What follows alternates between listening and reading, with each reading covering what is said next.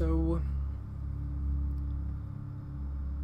from last session, we ended around middle end to May 1456.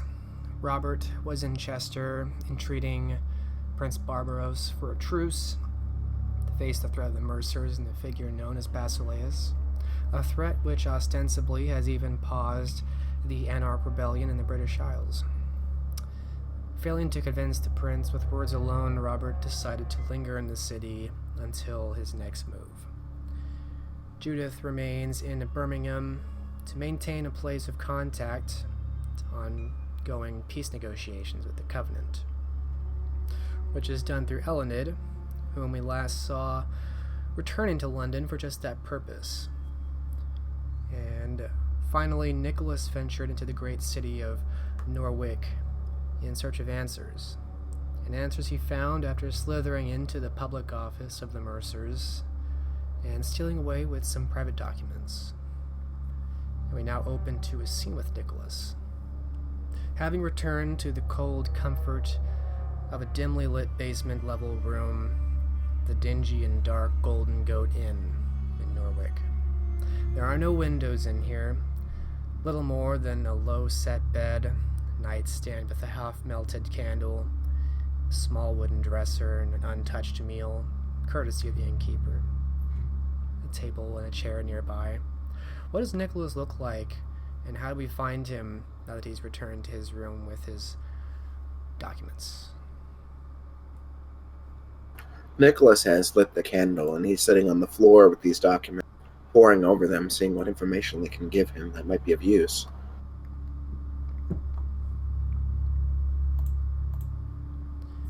Nicholas, go ahead. I said especially if it's going to point me to the ringleader behind all of it. Indeed, now that you've had some time to look over it, beyond the letters described in the last session, some of the contents of that locked chest were quite compromising. They mostly seem to be authored by, or directed to, the worshipful company of Mercer's master clerk, a man by the name of Slade. Slade is apparently giving instructions, in many of these letters, to a council of assistants, something we might in the modern times consider a board of directors, is what you gather.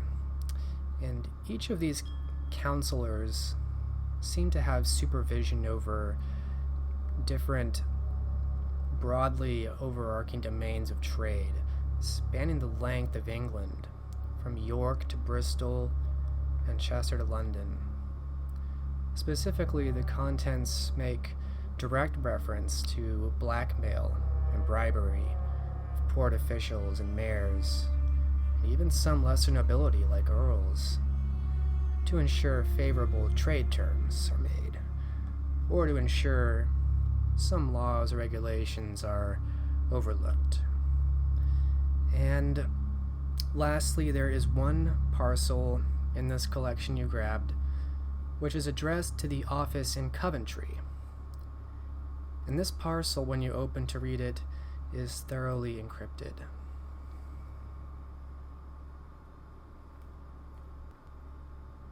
Encrypted, good. He does so like a challenge.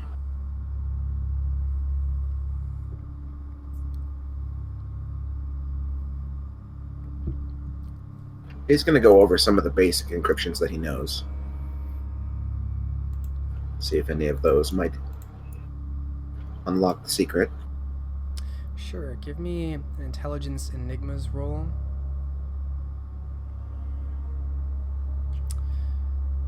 We'll say standard difficulty.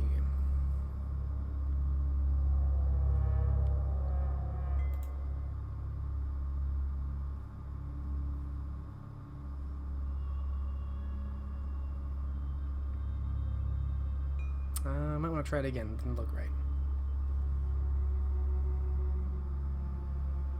Oh, wow. You're right.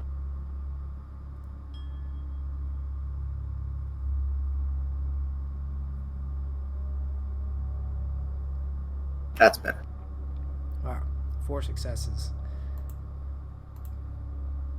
You know quite a bit about decoding messages.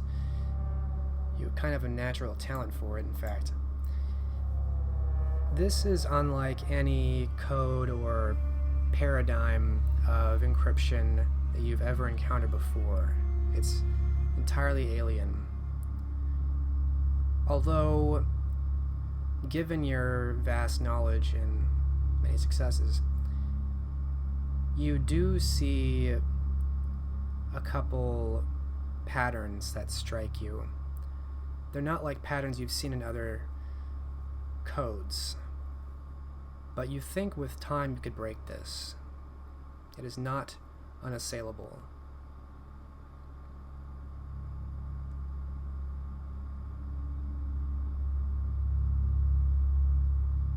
That is excellent news.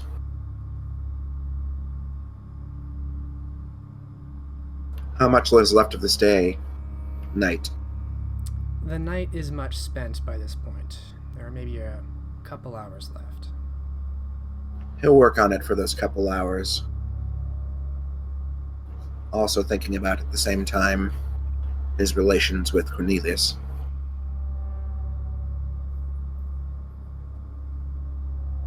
Alright. You begin to chip away at this puzzle. You suspect it will take you quite some time, more than just a few nights, most likely. But for now, that will occupy you.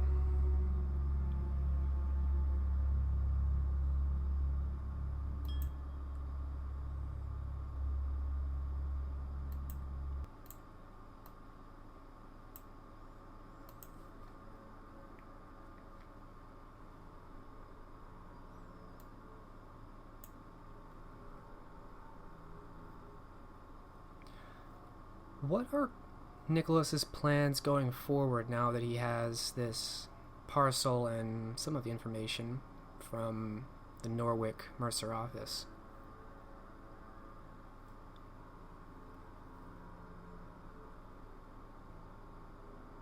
His immediate plan is not to run back to the shadowy figures who approached him in the alleyway. He's mostly interested in finding out why they want this war to continue, which is truly why he's trying to apply Cornelius for what he knows. He always plays for himself. So he's going to continue working on Cornelius to see if he can get anything else out of him while working on decrypting this strange message that might be the key he was looking for. So you mean to return to Canterbury the following night? Yes.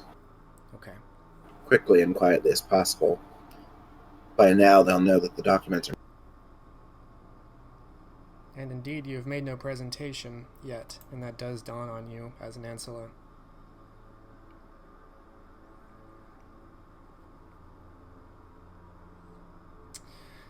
So that will keep in the back of my mind. Heading back to Canterbury. Meanwhile, you will check in with Elined as she returns to London. As I said, it's going to be around the end of May of 1456 by the time you return to the city.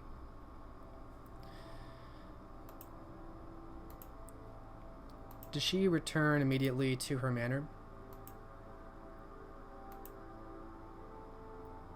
That is her intention, yes. Okay, and as I recall, you had Gertrude hold on to a message, a letter, I believe?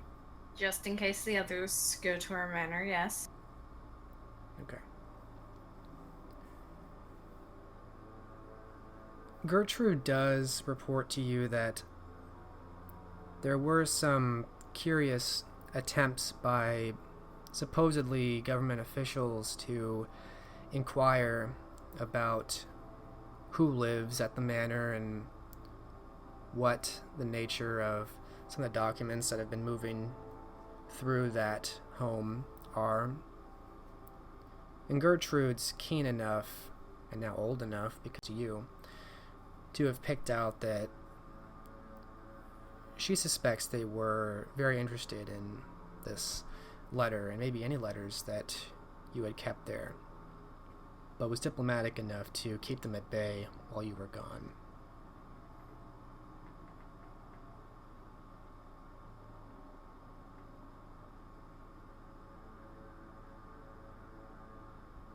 Elined isn't all too surprised by this, but she congratulates Gertrude with the successful efforts, and informs her that she will be back. She is merely dropping in before she goes to report to the higher. She seems pleased to have received some attention for her efforts.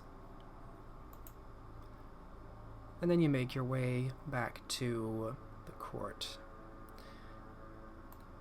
Would you like to open the scene where you discuss this, or hear back from the court, or would you rather hand wave and get the results?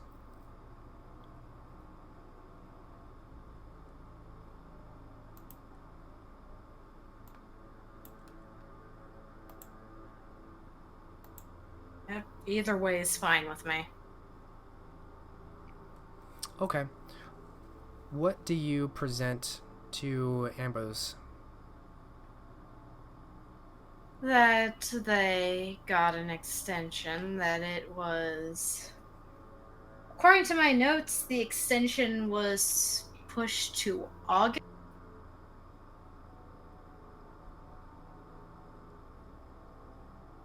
That sounds about right.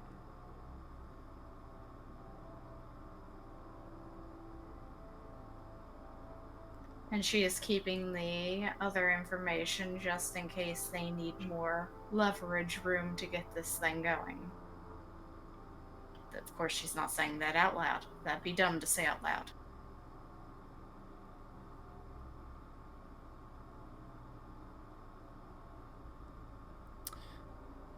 So you're mostly speaking to Mordecai at this time, and you just, to clarify for his sake and mine, the understanding is that there will be a truce, that the Anarchs will agree to a truce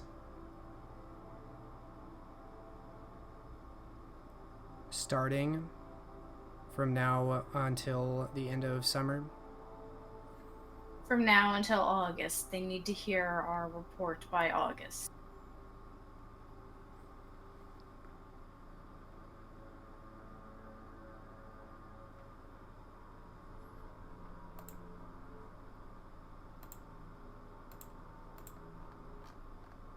Just review my notes.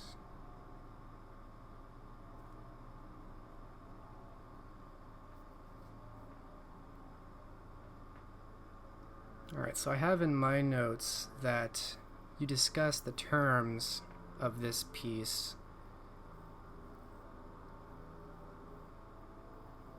in the last session, including the handing over of Norwich to the Anarchs after everything's said and done. Yeah, that she already discussed that with them. Mm-hmm.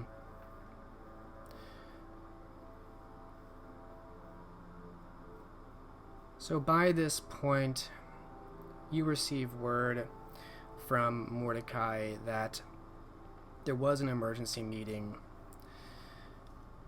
being held, including everyone except, of course, Barbaros. And it seems that there is a split on the decision. Most agree to a cessation of hostilities, but Ambrose continues to think it is a trap.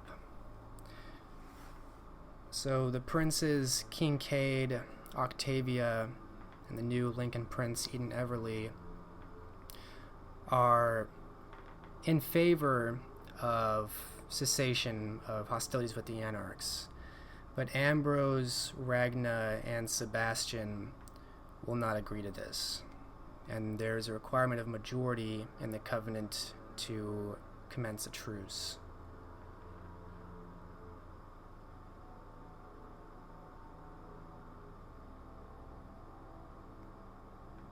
Without Barbaros, they're tied.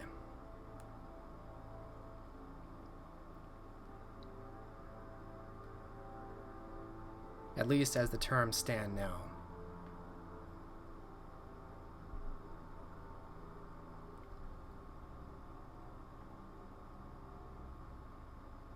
Gears are turning in her head. Mm-hmm. She also mentions that there's a potential way to bring Barbaros in on this.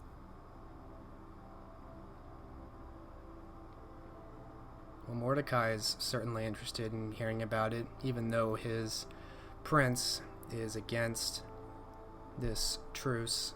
Mordecai seems inclined towards finding a way to resolve this.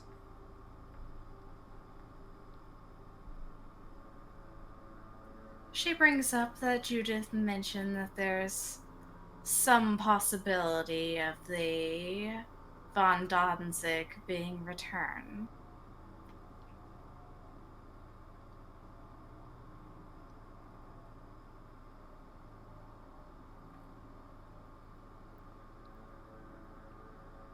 Do you elaborate on that?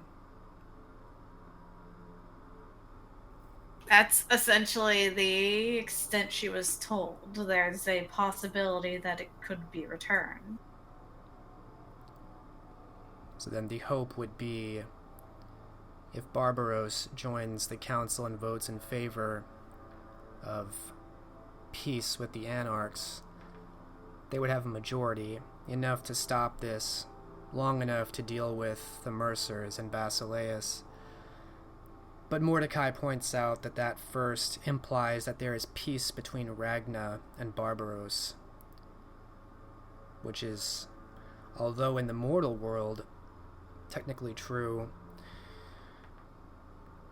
Make an intelligence politics roll. Even though you don't actively stay on top of kind politics, you might passively know about it over time, through hearsay or Gertrude, or your own wiles. And your knowledge of kind politics may help you here. So intelligence, politics, standard difficulty. 3 successes. More than enough. So it's getting to be summer 1456, and you are aware that back at the beginning of the year, King Henry VI retook the throne. He came out of his mental stupor and had enough faculty to relieve the Duke of York. So the Duke of York is no longer at the head of England's power, and in fact has not just been relinquished of his title of realm protector, but been effectively shunted away. He's been put back to his post as a lieutenant in Ireland, away from where he can cause more problems. And the appointments he was making to put more of his allies into position of power are also being revoked. And so the elements of this war in the kind world are certainly lining up to cause more conflict, as it seems like things are falling back into place.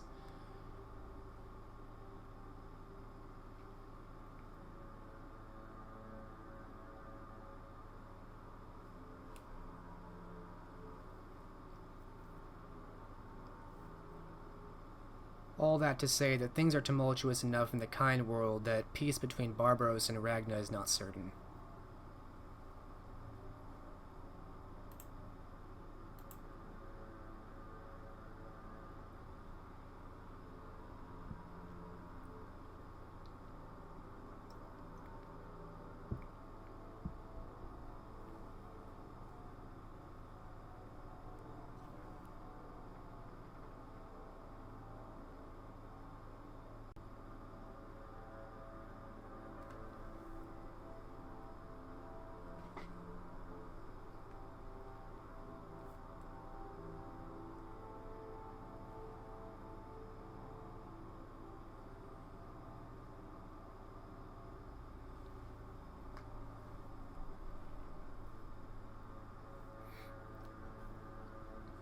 You still thinking? I'm currently flipping through my notes, seeing if I have something. Flip away.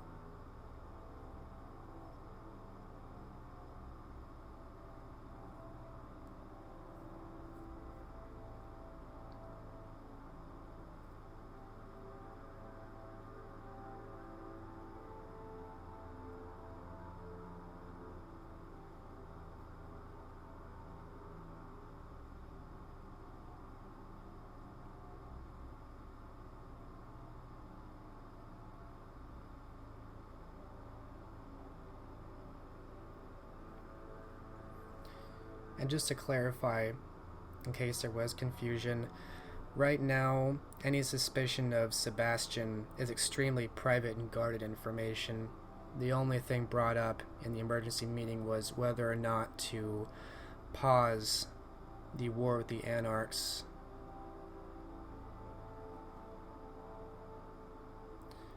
There has been mention of concern for Basileus and the Mercers, but no mention of concern for Sebastian has been brought up publicly.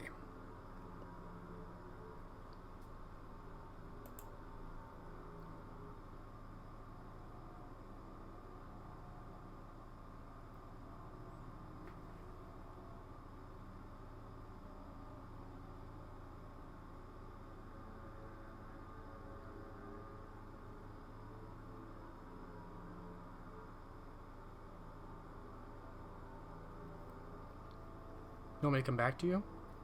Oh, sorry, I found the area of the notes. I was misremembering what I wrote down.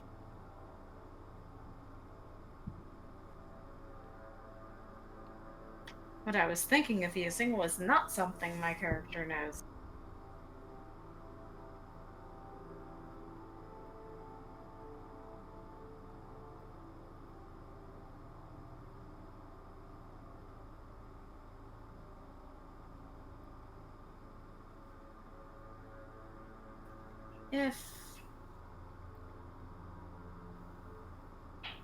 If they are only missing one vote, even without including Barbara, she can still attempt to talk to Ragnar. She does not know how Robert's talks with Barbaros have gone so far.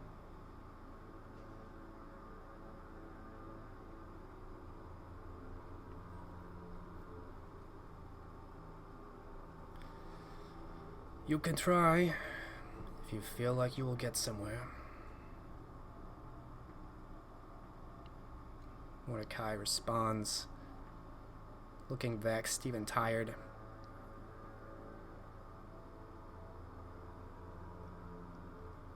Officially, as Chamberlain, I cannot condone further attempts against my prince's wishes.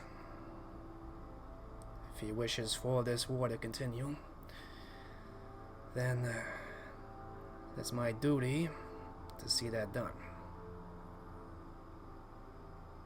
However, I wish you Godspeed.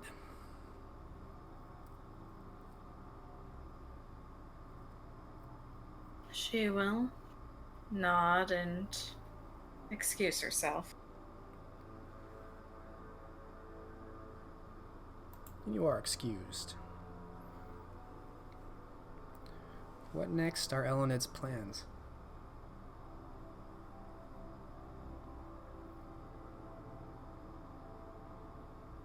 A very tenuous political situation to unravel. Now she needs to make traveling arrangements to go to York. All right. So we are end of May 1456.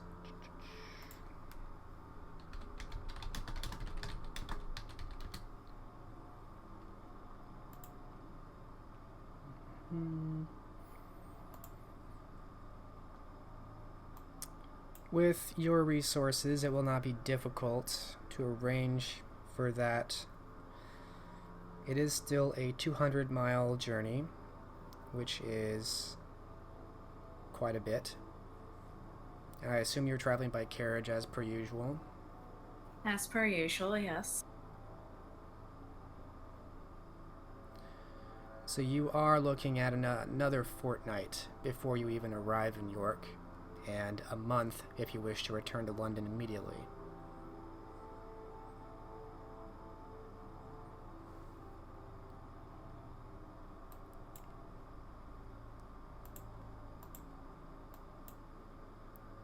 So you will be heading to York. You'll be arriving there early June.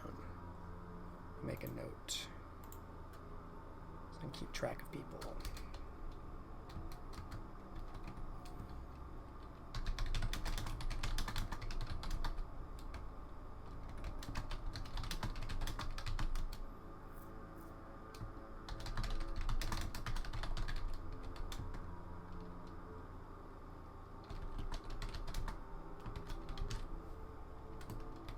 Alright.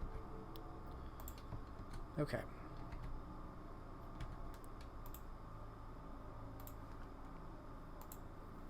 That brings us to Robert. Robert, you are still in Chester. You had some unsuccessful talks initially with Barbaros. And you have your 2 ghouls and your herd there. What are Robert's plans now?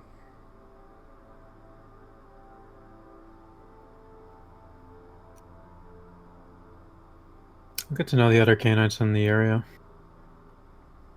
All right.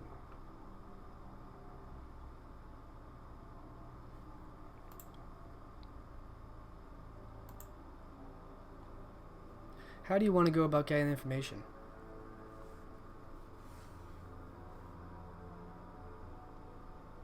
Probably just see who we can meet in Elysium. Or at least use that as the starting point to learn about the other Canaanites in the area.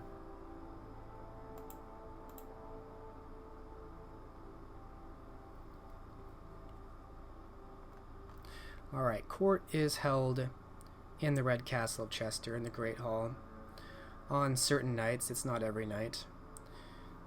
And so you'll spend that time occasionally meeting people. I'm imagining Robert just kind of chatting up those he finds who happen to be spending time there when Elysium is held. Is that accurate? Mm-hmm. Okay. I'll take a charisma empathy. Difficulty 6. You may use your status as a Gauntlet Lord, as that certainly helps open up discussions. Does that translate into extra die or just... Yes, extra die for your status. Okay.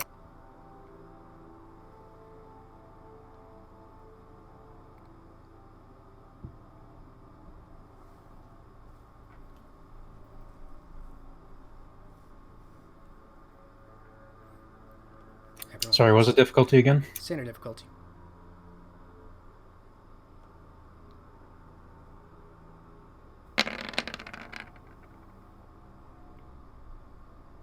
Alright, 2 successes.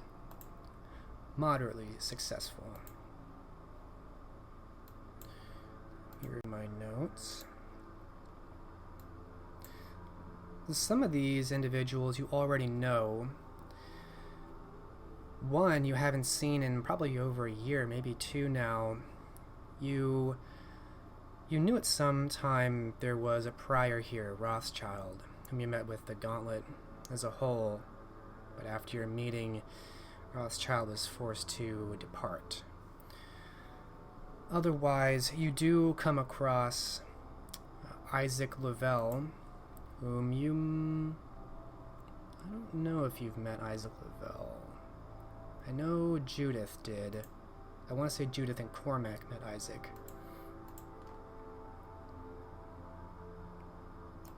Unless you can correct me, I'm pretty sure that's the case. In any case, you meet Isaac while you spend time in Elysium. He seems to be something of a court favorite. He's a Toreador, older than you, perhaps bordering on the age of an elder.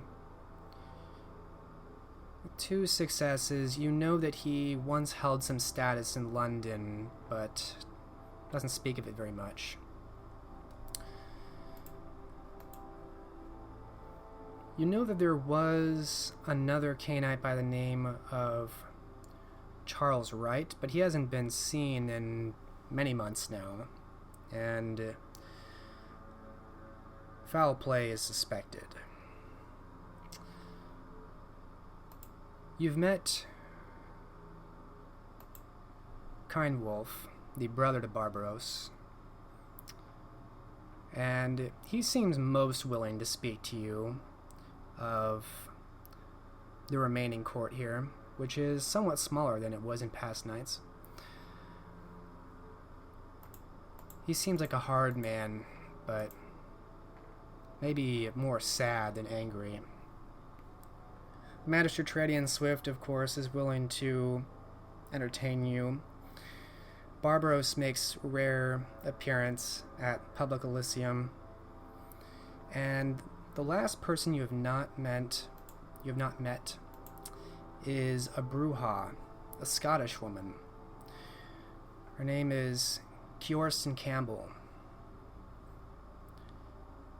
You can tell immediately her heritage, and she seems friendly enough of a woman.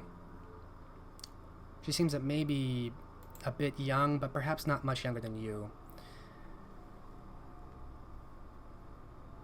And she just seems reticent to speak of her past or why she left Scotland.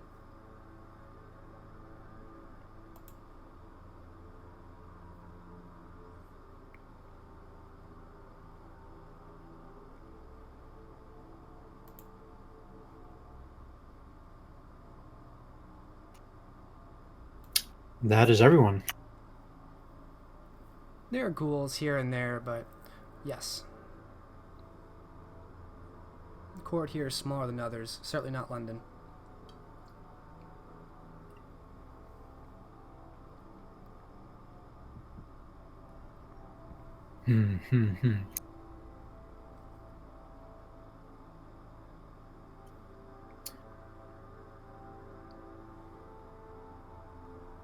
About what time did Charles Wright go missing? I guess in regards to events, it was several months back, but... Make a... let's see. Go intelligence, alertness. I think that's probably the best I can do for this. Fair enough. I'm not going to pretend to know exactly when this happened, because it was so many sessions ago. But as it relates to other events, you might know. Standard difficulty? I'm going to make this difficulty 7.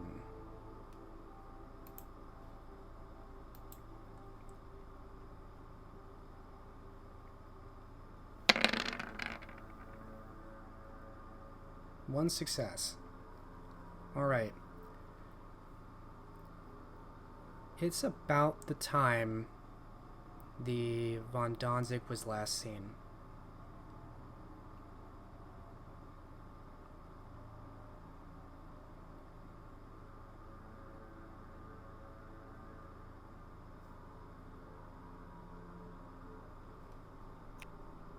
Was he known to be aboard that ship in question?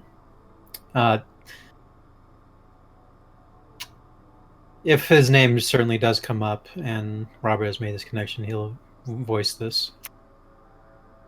Who do you ask? Maybe Tredian, because he has been most welcoming.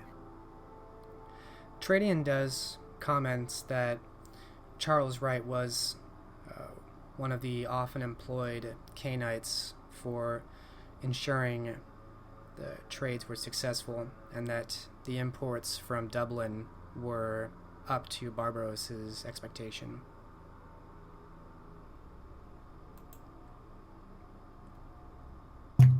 So it is likely. In fact, now that you comment on it, he suspected that perhaps that is what happened to Charles Wright.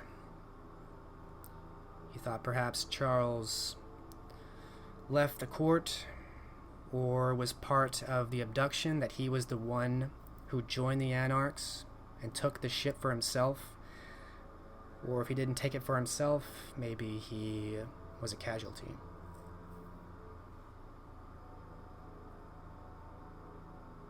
Barbaros assumes that he took it for himself.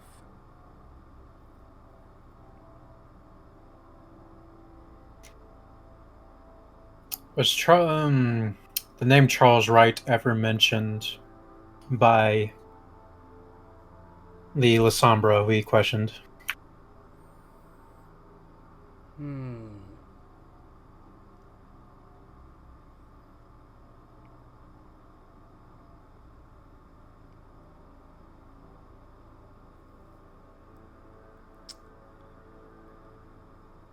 In the session that he was interrogated, as I recall, and someone can correct me if I'm wrong, but as I recall, I kind of generalize information, and it's mostly a rumor that the Von Donzig was taken by Cormac and Thomas, that he mostly verified. I don't recall him saying Charles Wright by name, but in that description he might have referenced other Cainites being on board the ship that were not seen again. And he wasn't mentioned ever as one of the names of the Anarchs that No. you provided? Okay. No, he was not. And you did get all those names.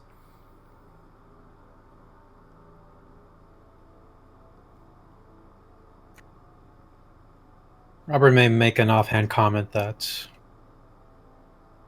it's unlikely he took it for himself, as he was not mentioned as being part of the Anarchs.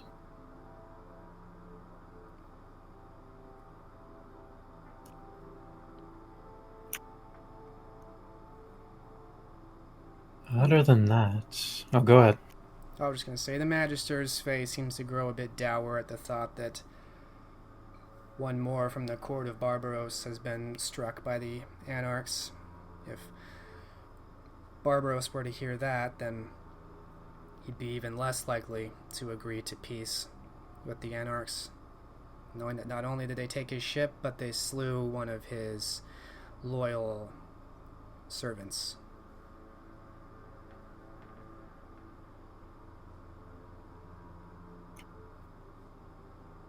Knowing that, Robert will inquire, does he intend to tell him?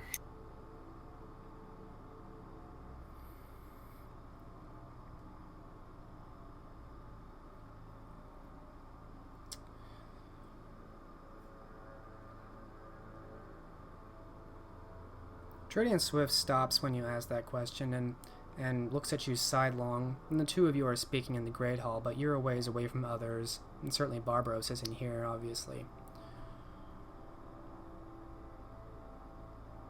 You seem very interested in what the dear prince will find out. What if I did tell him?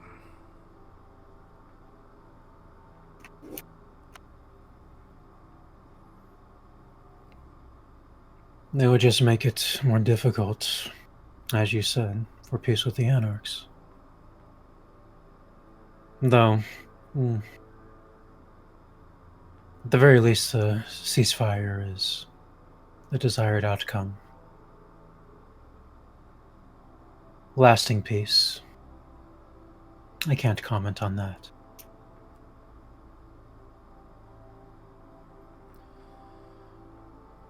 Well, it does put me at some risk if I am to avoid telling my liege knowledge that may sway him one way or the other.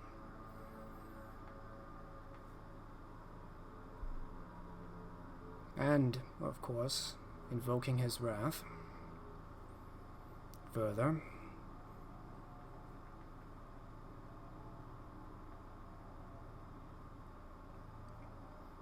I don't seek to put you in danger, but since he seems to not give me much credence, perhaps mention of where you came about this information. I think that unwise. I mean no offense, Gauntlet Lord, of course. It just seems that your previous meeting may have spent whatever goodwill you had. I think association may do us no good, but I am of course, like mind. Peace is to be pursued. But if I am to take an increased risk by incurring his wrath and such, perhaps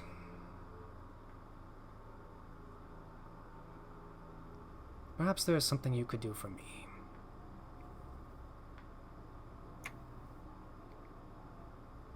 I have precious little else. I am yours.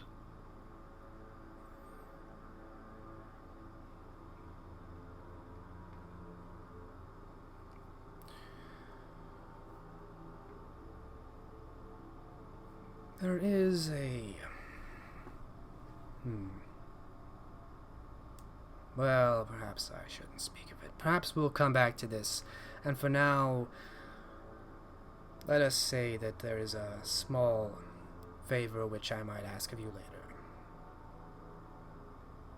Though I recommend strongly that you visit York soon. You might find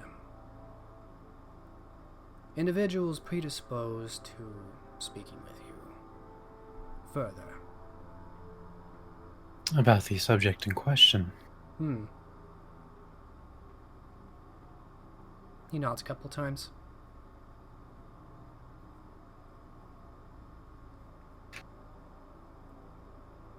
I see. A fair suggestion. I will ponder it. Yes. Thank you, God the Lord.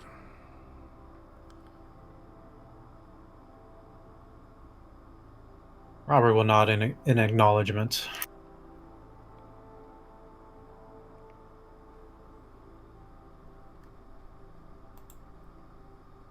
You're dismissed, and as you turn, you catch sight of a familiar face.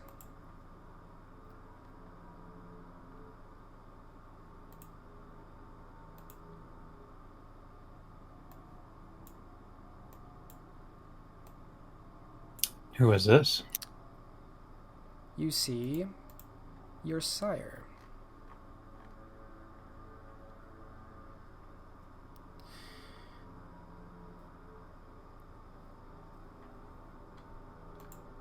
He seems to be having a discussion with the Scottish woman, Kjorstin, making her laugh a couple times. And as he's finishing a joke and still smiling, he looks over to you and nods at a fox grin of his.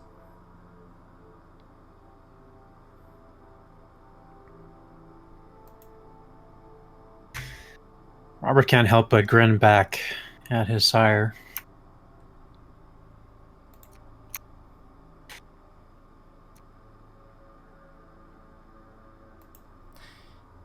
You can tell he makes some kind of pleasant excuse for himself to leave from Kjorstin and steps over into the space between the two of you.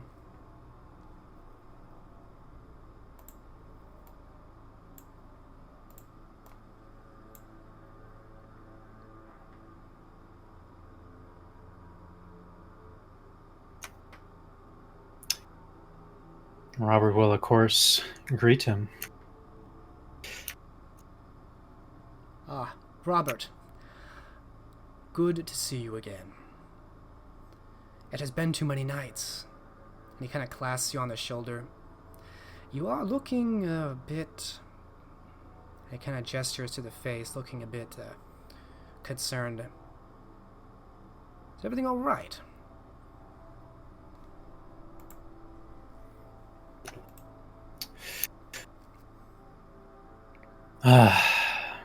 These nights have been harrowing, but it is good to see you once again. Harrowing indeed. My God, man. Well, I thought to invite you to a performance, like nights past. But we may wish to perhaps apply some rouge here or there. He kind of looks you up and down.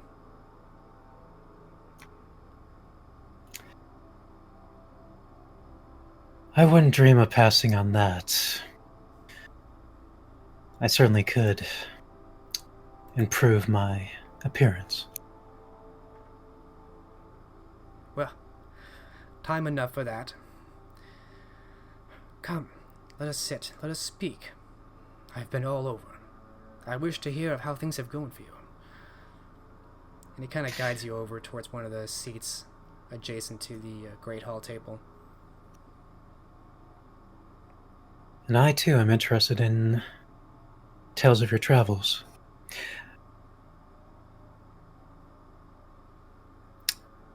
But it sounds as if you would like me to begin. Yes, please, regale me. He sits down, looks very comfortable and vibrant as always. So many things have happened. Where should I start? Start from the beginning, and don't leave out any detail.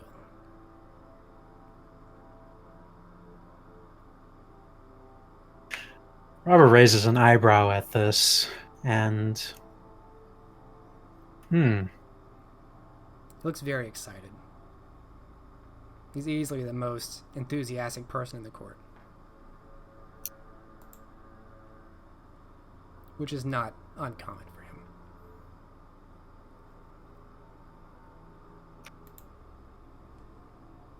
He'll... Alright. He'll start off with, You don't have to give me, like, a verbatim of everything, but if you want to tell him everything, then you can. Okay, alright. He'll tell him, anything that's not classified for the gauntlet. He won't get too heavy in the details of gauntlet work, obviously, but, he'll give the general of what, has happened to him after he stood by his grandsire's side, and, the mistakes he's made, and the lessons he's learned. And he'll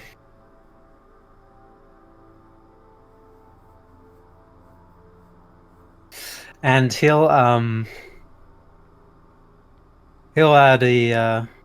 an artistic flair to the story as he's telling it.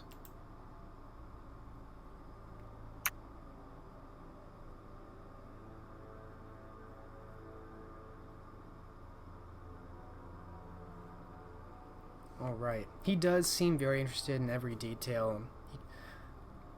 He does, it seems like he's not prying per se, but he does ask for details even when you don't give them.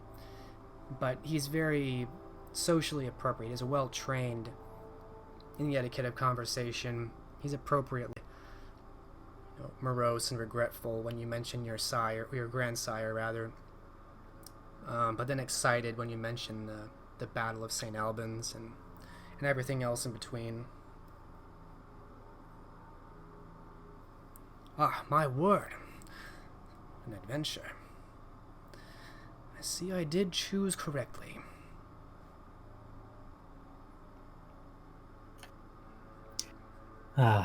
You humble me by saying that. Well, I have chosen a number who have done very well, but I am very proud of you as well, Robert. In fact, one of them is actually in town. I did not bring them this night, but perhaps the three of us can perform a fine performance at the inn. Truly, you must introduce me. Ah, yes. Your new sister, as it were. The latest. She has this wonderful voice, Robert. You'll have to hear. But, are you certain you cannot tell me more about, the goings-on of this gauntlet business? I cannot pretend to not be very intrigued.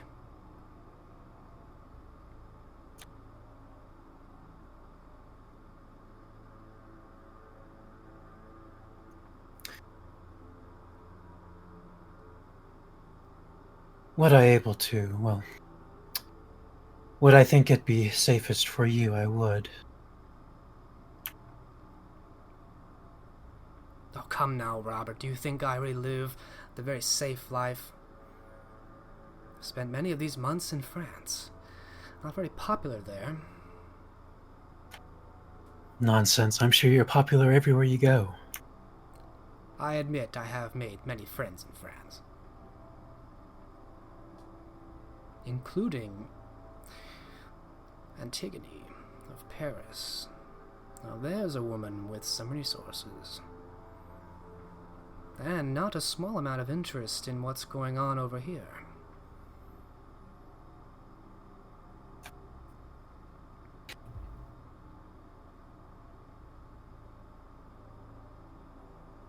I don't believe Robert has ever heard this name. You may have. Make an intelligence politics roll.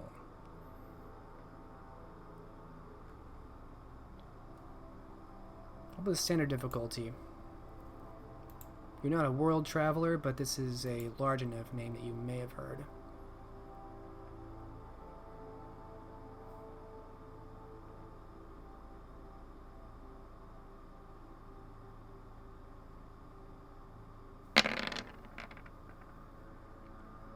Four successes. It takes you a moment, but then you can't believe you forgot. Antigone is the Prince of Paris, and she's been prince there for hundreds of years.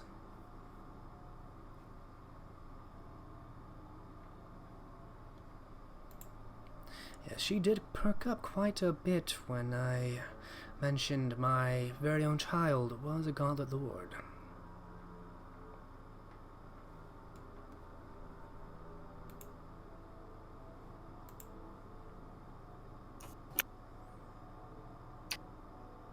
Truly. Truly.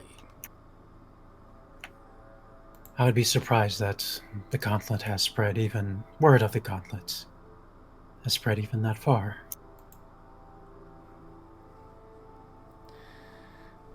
Well, Antigone keeps a few fingers here in England to know what's going on. I suppose I could be considered one of those. I do love sharing stories.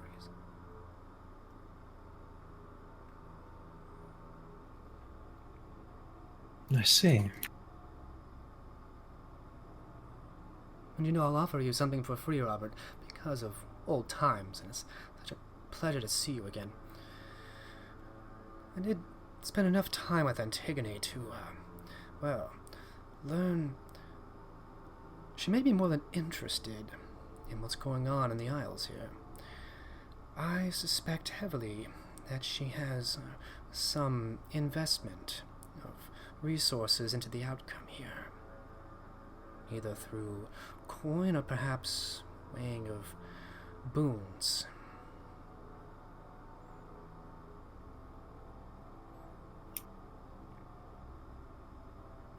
Is that so? It pays to know the right people, my friend. Of that I know all too well.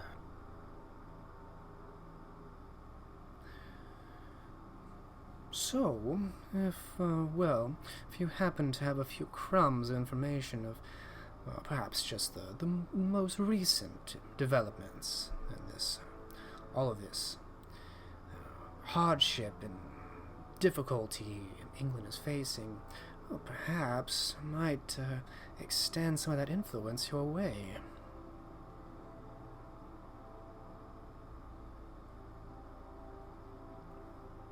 I don't know. Do you not think it would reflect poorly on me if I spoke of secrets in my position? Oh. And he looks incredulous and kind of waves a hand at you. Please, Robert. When discussions such as these happen between people such as myself and people such as Antigone, we never reference individual sources per se. I've birds here and there, and she hears stories from he, and when she acts on these things, she simply speaks of birds that she has here and there, and sources get lost. No one will ever know.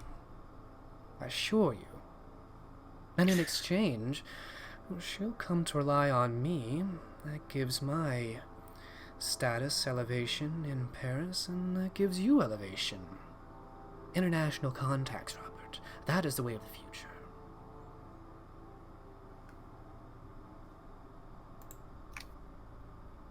No doubt.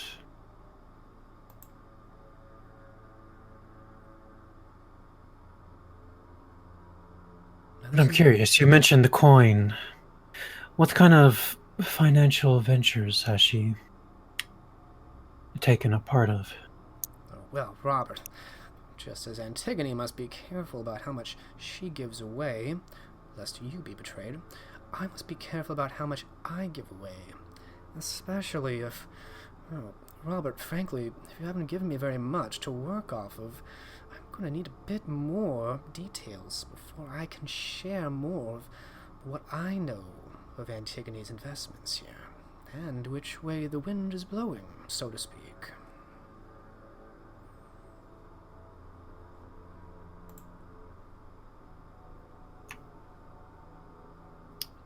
You are correct about that.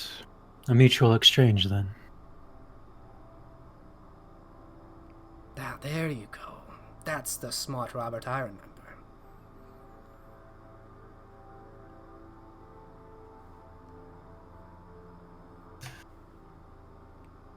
Most recent, you say? Well, stop. What are you doing here in Chester? It's not exactly the most populous court in England.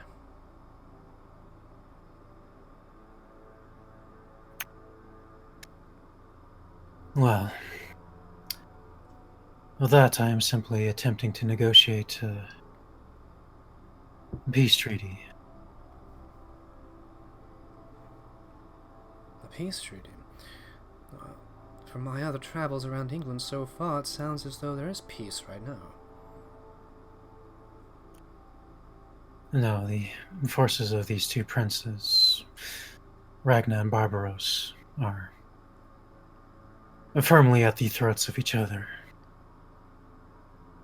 In fact, there is even a noble feud that is carried on due to this. Yes, I had heard something of that. Percy's and Neville's or some such. So you are here on behalf of Ragnar,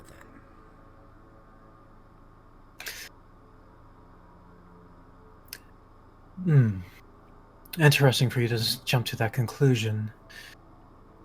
I would say, brother, I'm here on the limbs of the council.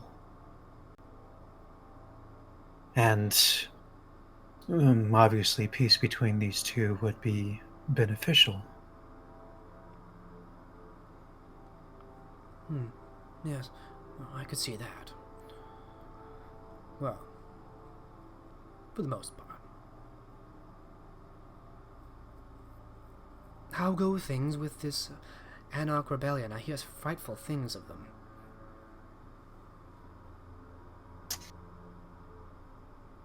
They are truly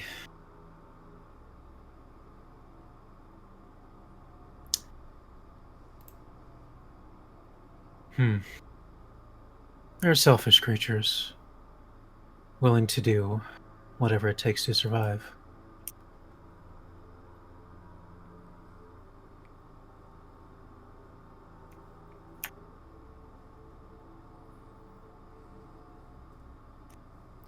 There was a Unless they rumor. have been Go ahead. successful in achieving.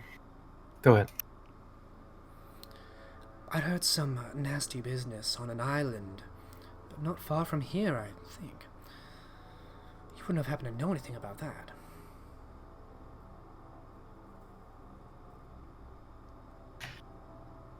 I would. I took place there. You don't say. Oh, yes.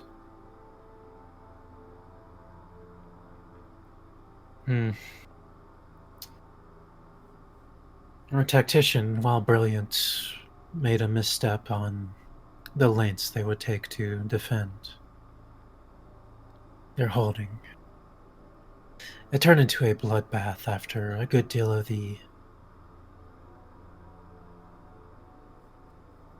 population were transformed into fledglings and let loose in a blood rage. Good word. That is a terrifying prospect. So that massacre was them. Indeed. Nothing remains there. And the Covenant means to do nothing about this.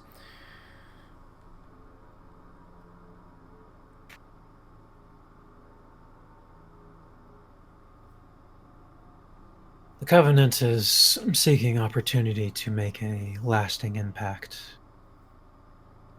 So far, because of the Anarch ability to stay hidden, it has been difficult to track them down and solve the issue.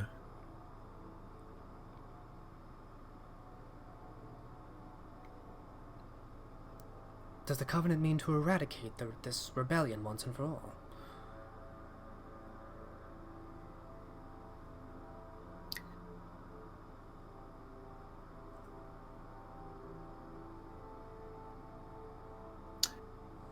I believe so. There cannot be the presence of anarchs at the end of this.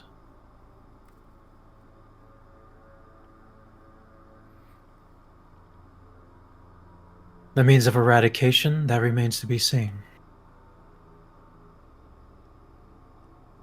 Ah. I suspect you might know some of those means.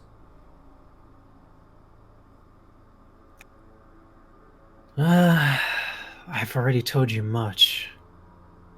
Please indulge me. Dressings here and there, Robert, dressings here and there. But the meat of the issue, the core of it. What's really happening? How is the Covenant dealing with this rebellion?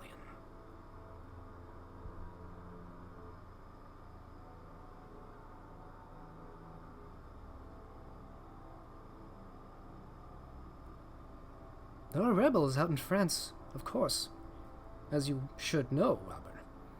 Perhaps not the monstrous kind that you have here, but rebels nonetheless. If your Covenant knows some answer to the Anarchs, well, perhaps that might bring peace further abroad.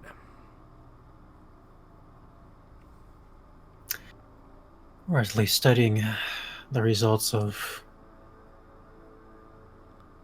what England does. Precisely.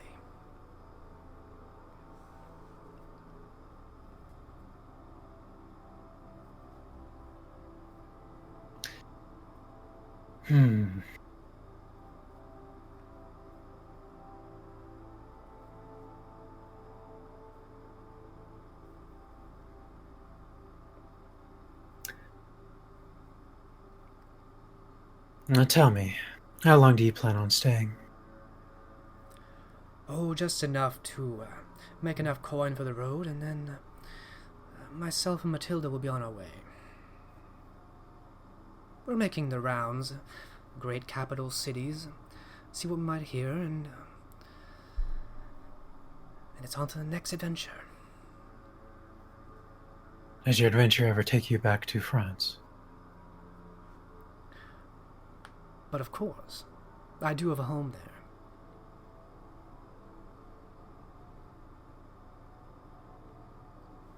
I never knew.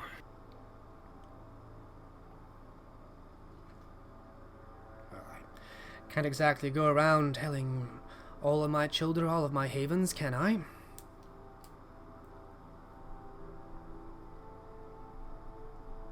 Imprudent, but certainly you don't expect any ill effect. If I were to hear. No. Of course I trust you more than that, Robert. We have a relationship, a bond, you and I. It's different from the others.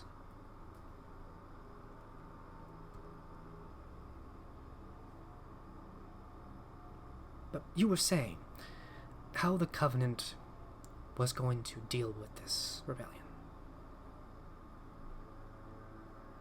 I was considering whether or not to go into deep detail so soon in the proceedings.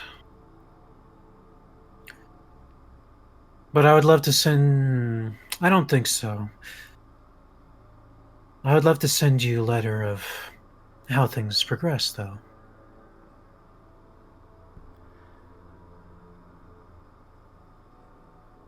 You can see disappointment grow on his face.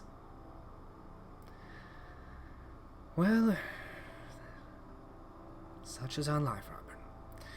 Such is on life. I had thought you more interested in,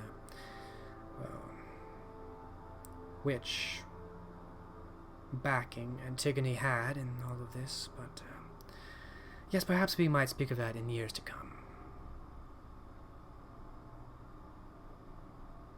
I certainly hope that you are on the right side of all this by then, of course. That is the hope.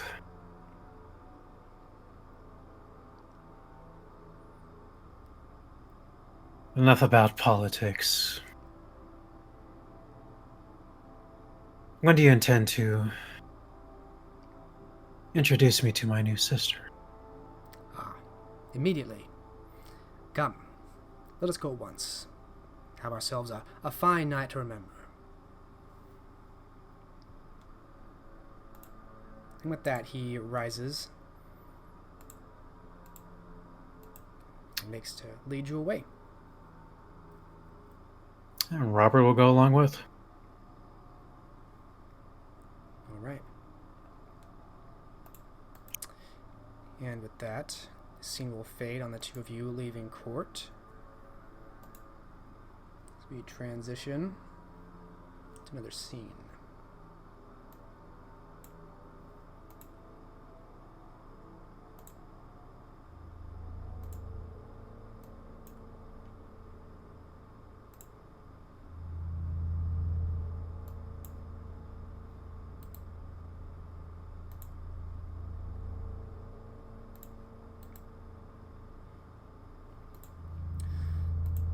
Judith, you are still in Birmingham, spending some time getting to meet the locals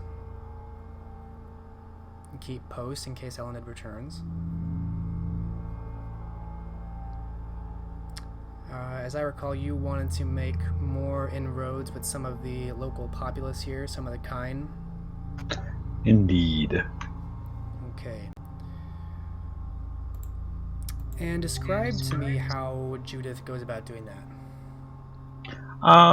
Mostly just providing input where she can to the crofters and making herself well known to passing mercenaries. She would also offer aid where she's able in terms of quick coin, which she has anyway, to help improve, what's the word I'm looking for here, facilities at certain businesses, the smithy and the thatcher to improve their wares. So you're actually spending money to make like improvements in the town? She's making small investments where she can. Okay. Give me a charisma leadership roll. With standard difficulty.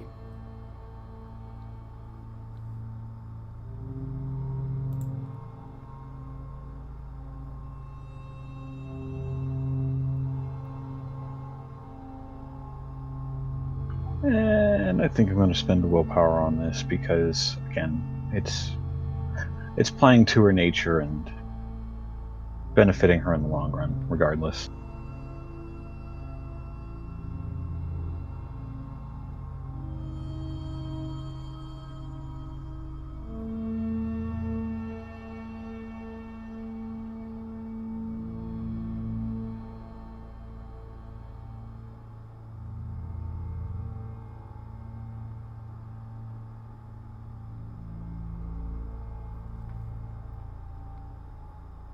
Right. Is that 3 successes? Indeed. Okay. You do make a bit more progress in getting the locals to ease up, soften up around you. As I said, it's a small town, but in the weeks that you're here, you start to build on your early success of becoming more than just a known face, but maybe a welcome one to some of these people. And the crafters, the craftsmen, the smithies, the carpenters, although initially reluctant to take the words of a woman into their livelihood and work, when they see that you're willing to put your money where your mouth is and invest and make small improvements where you might, and that you seem to know a bit about some of it, they ease up on the chiding and sarcasm.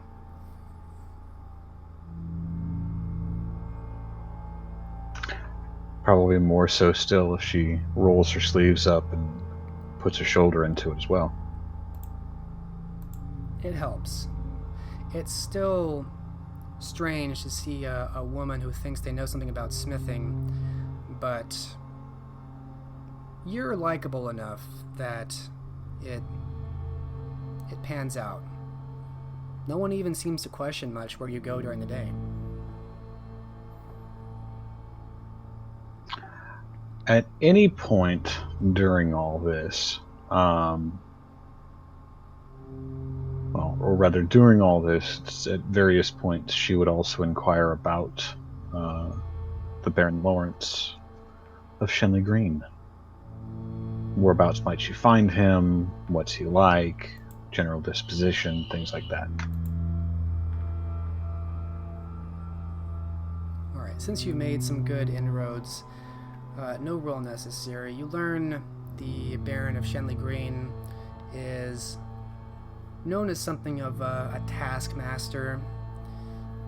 He works his peasants and serfs and people to the bone. He keeps most of the profits to himself.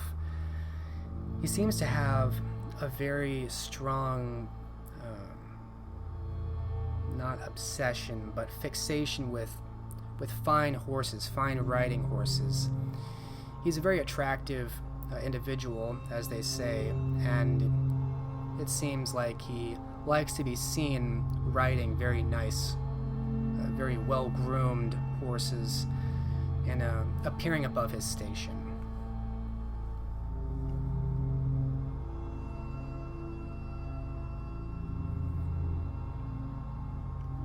And you're given directions of where that is compared to Birmingham. It's not very far.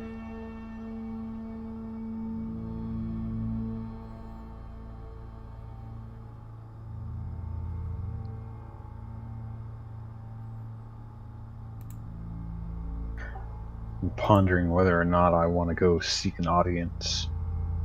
Nobility, no matter how low, is almost certainly going to have threads from it.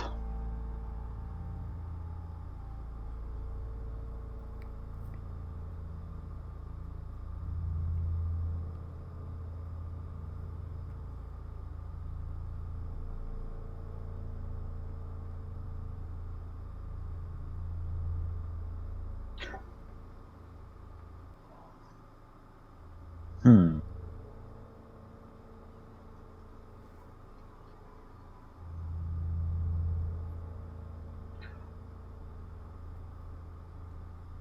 During these weeks, would it be possible for Judith to also keep watch for Canaanites other than Matthew flitting about? Yes, you may. How do you want to look for them? Like, kind of skulking in the inn and waiting to see who doesn't touch their drink, or stalking the night alleys and looking for trouble? We're probably not looking for trouble. That's a good way to get into a fight. But maybe keeping watch over dark alleys to see who happens to be skulking there instead.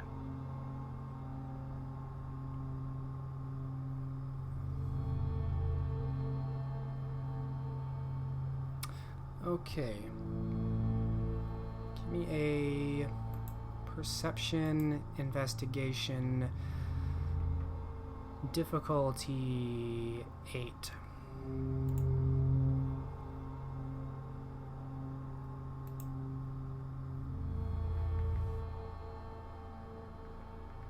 Not a botch. Not a botch.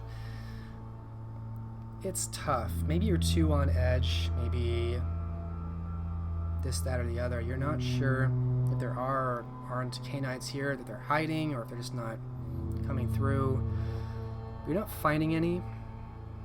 They're either very well hidden or they're just not here.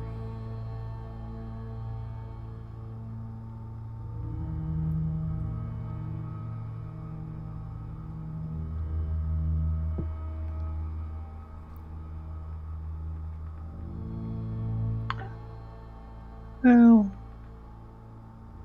she can make it known during conversations with people who would probably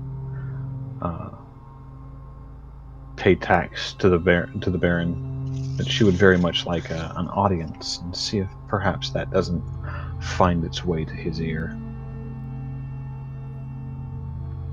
Okay, are you making an official request?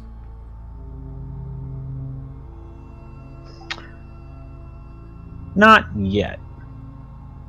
Okay, you just mentioned in passing to people here and there that you would like an audience. I would be very interested in making his acquaintance.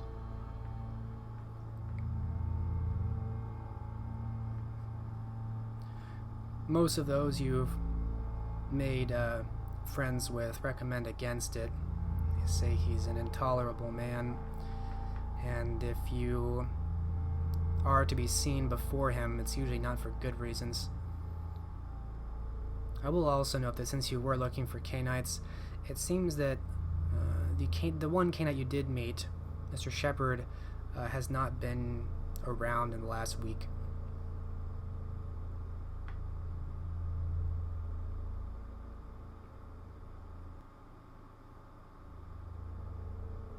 Well, that's disconcerting, but not terribly odd. Yeah, he could have gone on his way, returned to his family. Been swept up by his sire. But yeah, he seems to be gone. And yeah, the townsfolk seem discouraging of your interest in having a meeting with the Baron.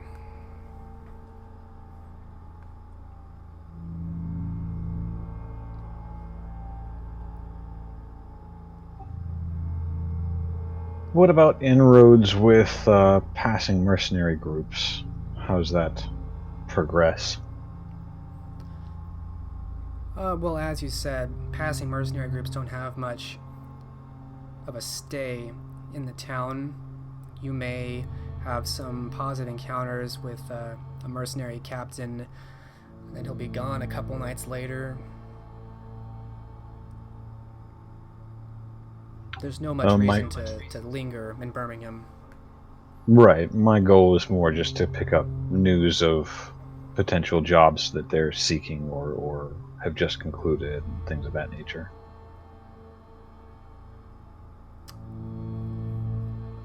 Let me think.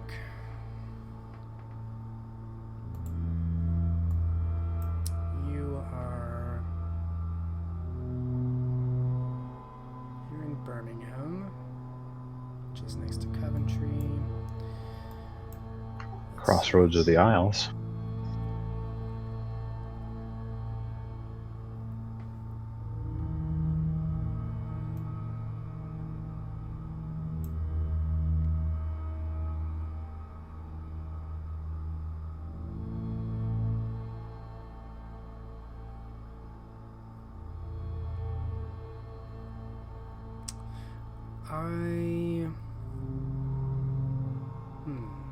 There's a couple things you might pick up on.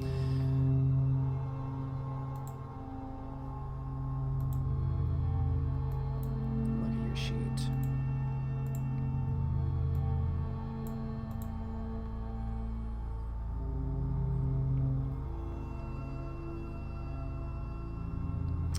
For the mercenaries specifically,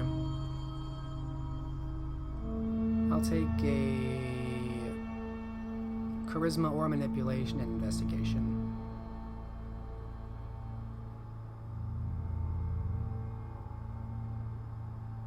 Difficulty 7.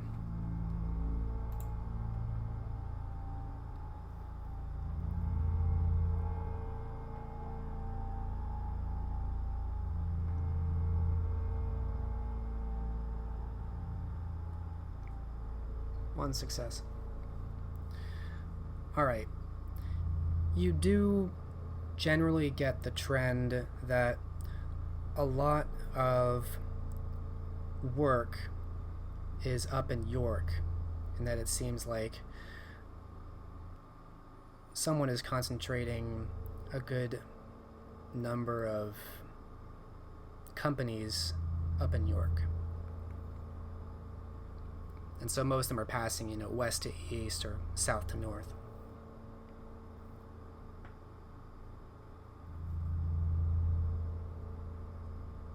Or at least that's the rumor of where the work is.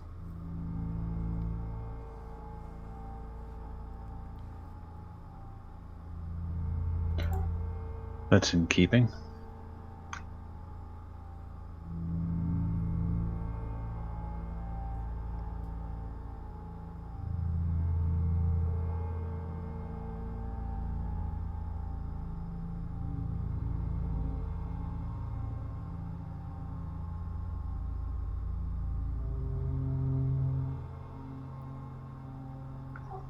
I think this might be a good time for Judith to take a new ghoul.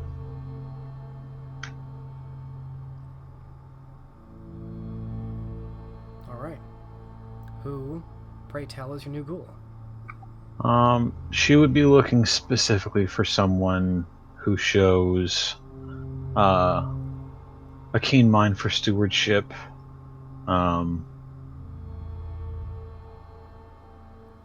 strong arm. Not someone that would be best suited to, just simply minding a house, but could actually shift weight when needed. So someone who could function as kind of a seneschal, but also as a soldier or a bruiser? I was going to go with enforcer, but either way. Okay. That's pretty specific in a town like Birmingham, but you can try. How do you want to go about finding this person?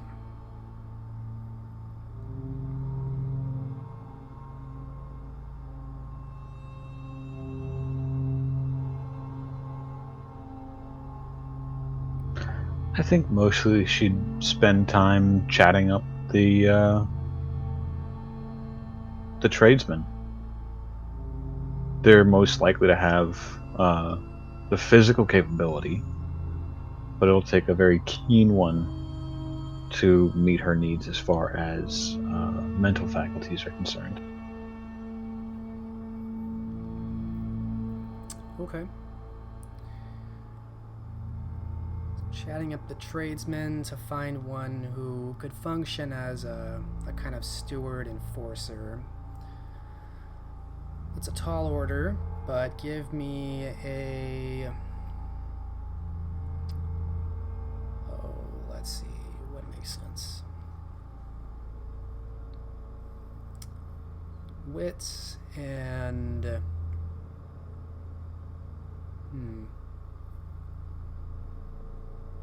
I could be sold in a couple of things. I was going to go with either empathy or... I was thinking maybe investigation. Yeah. We'll go Wits investigation. Difficulty here is going to be 9. You've seen how I've been rolling, right? Yes. Just don't hurt me when it botches. That's all I ask.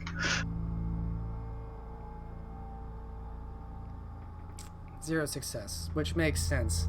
It's kind of a tall order. These craftsmen know one thing they've known all their lives. It's their father's and grandfather's trade. They might be strong of arm, but really mostly managing their own affairs, not many. It's all about their craft. So you don't really find anybody who fits the bill. No, she's got time.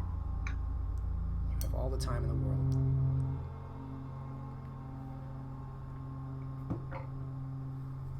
So we're going to say it's after you're chatting up of people and looking for recruits, it's getting to be beginning of June now. What else are Judith's plans?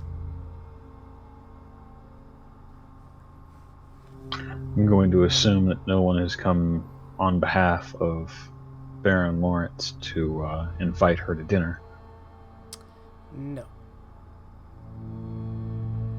You are, unfortunately, not that renowned.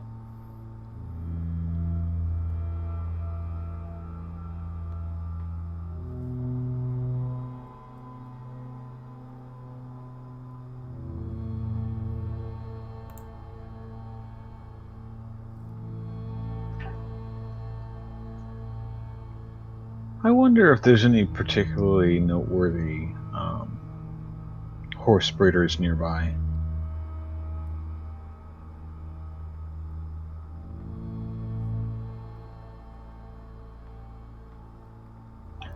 Unless... does Judith still have Brago with her? You would know that better than I would. I cannot possibly keep track of people's possessions. There's no reason why she wouldn't still have the horse with her. Because you've Given been the riding everywhere, opportunity. right? You haven't been carriaging. Right. That would make sense. Did you ghoul Brago? Yes, I did. That's what I thought. Okay. You have Brago, the ghouled horse. So in that case, when she's not networking and otherwise trying to recruit, she might go ride this powerful monster of a stallion in sight of Shenley Green.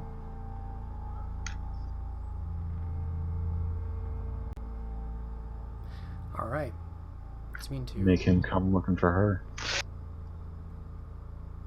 try and kind of cut off his carriage as you ride by or something like that.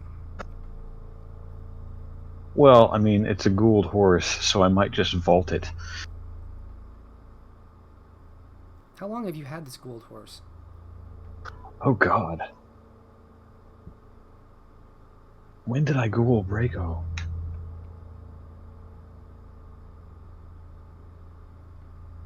I don't think it's been more than like a year. It's been significantly more than a year now. Has it? Yeah, that was early days. I should track on this better. Okay. Well, that was a minor footnote. I think you can be forgiven. Alright.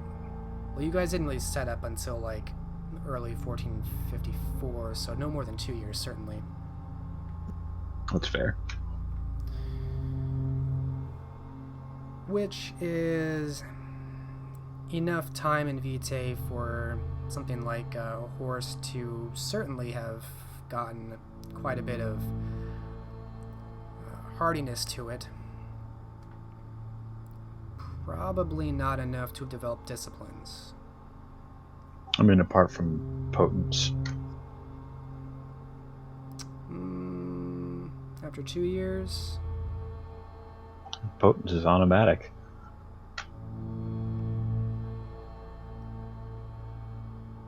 I don't know off the top of my head, but alright, I'll give it to you. I thought it took time. We can give Brago some potence. So your plan is to ride Brago out towards Shenley Green, try and stir up some attention, and perhaps get the Baron noticing you. At least enough to come inquiring as to that magnificent beast and the horse she's riding. Alright.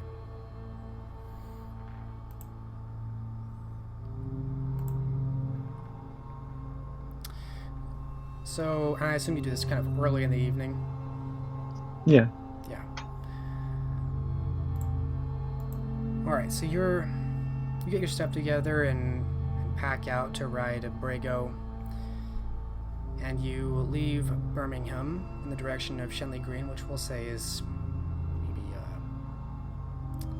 a few miles north of Birmingham. Relatively small barony.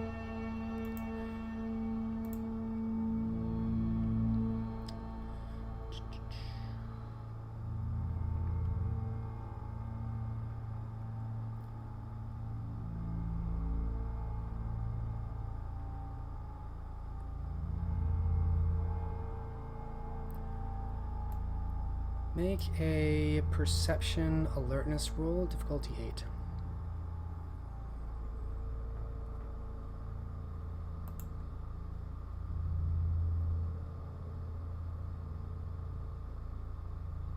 Zero successes. Okay. I'm awesome. Okay. So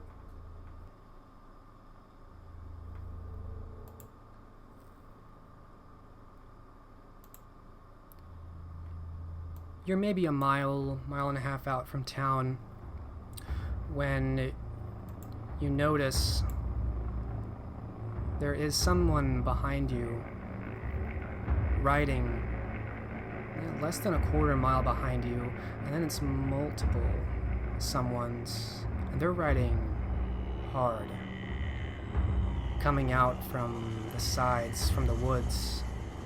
5 in total. Hooded riders. And despite Brago's strength and speed, they are catching up. And they're not moving to pass you, they're moving to surround you.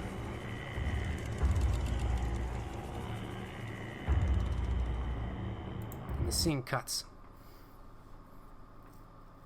as you notice this. Let me go to break.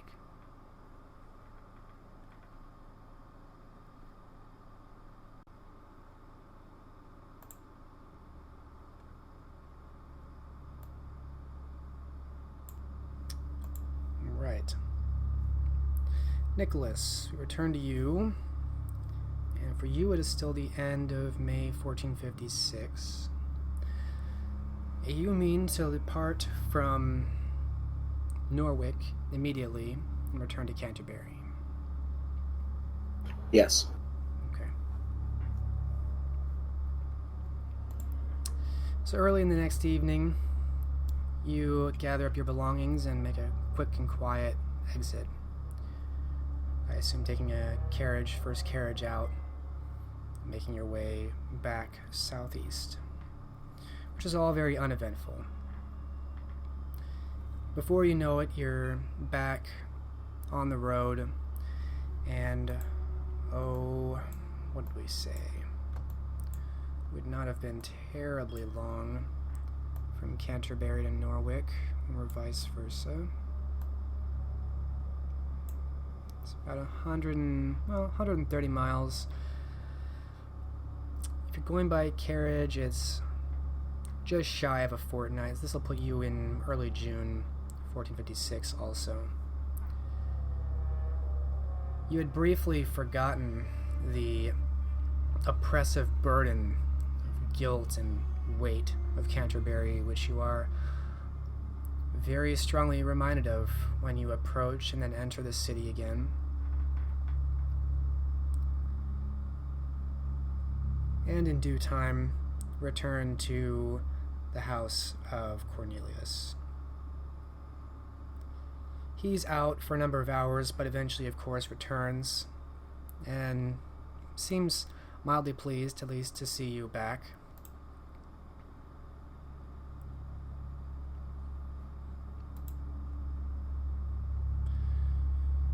Back so soon.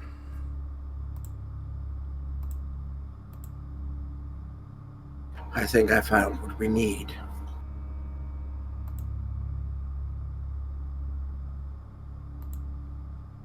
He looks at you, incredulous. So quickly. I am rather resourceful.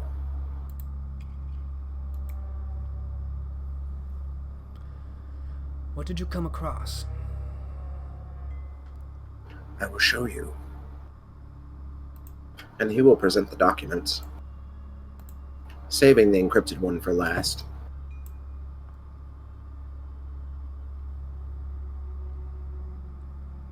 The documents seem to greatly interest him. He almost salivates with his eyes over them.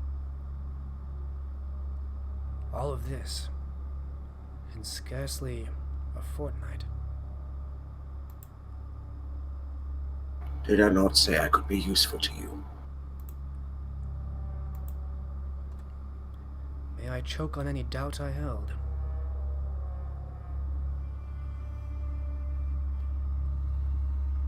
There is one more thing. And then he will present the encrypted document. Something I've been working on. It will take some time to decrypt. But it might give some insight into the location or identity of this Basileus. He flattens out the parchment, setting weights on it to see it very flat and evenly, hovering his fingers over the encrypted letters and sigils. Where did you say you retrieved this from? I didn't. Do you really want to know? Perhaps.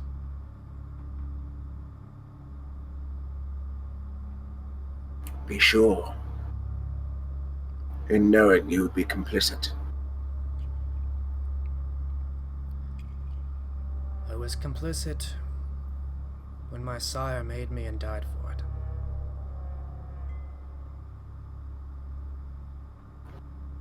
Very well then.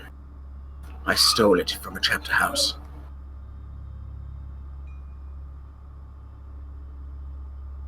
The chapter house of the Mercers. He nods. It is not something that they wished me to find. Clearly.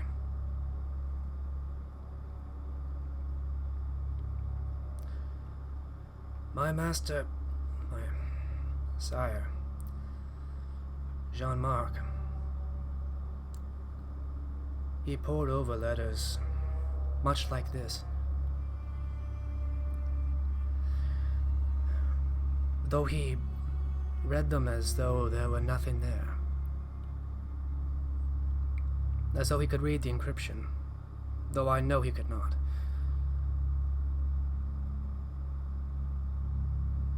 This is no mundane cipher. This was meant for someone.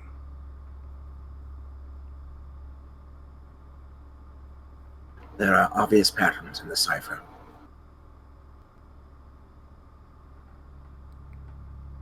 Given enough time, perhaps a few weeks, I should be able to construct a crude key.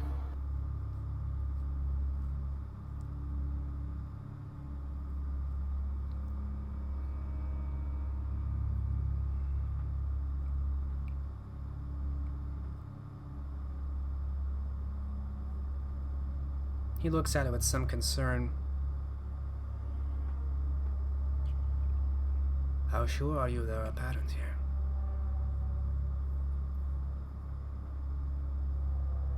He looks at Cornelius for a moment as though he's grown a second head.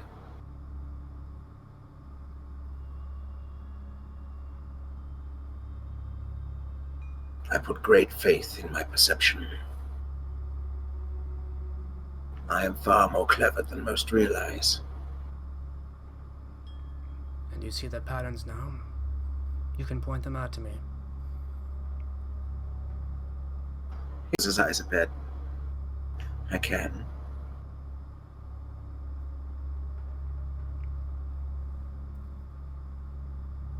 He looks at you incredulously.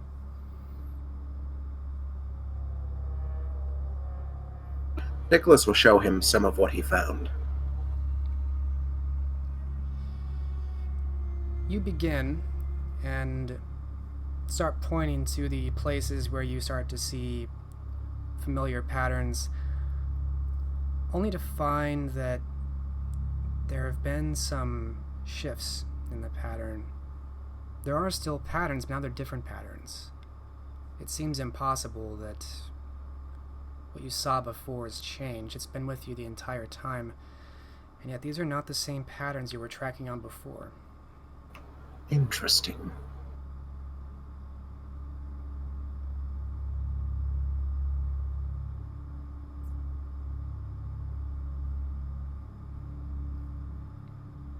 It is very rare that my senses can be deceived.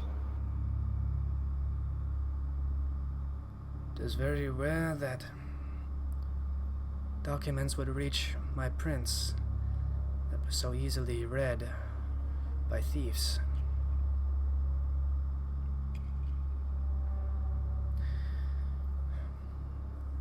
I have heard of this. Ciphers that move, change over time. The highest quality. It is not a gift mortal men possess.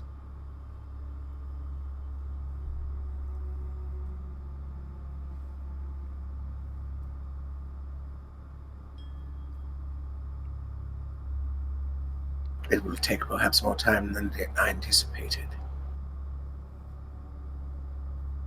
And some expert guidance.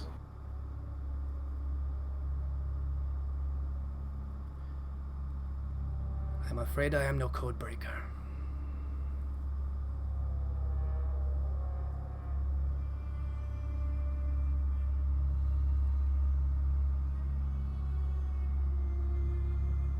Then I will just have to find someone who is.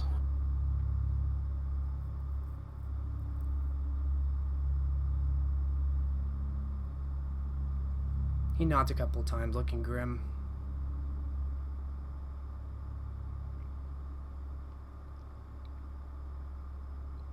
Whatever is written here must be quite precious.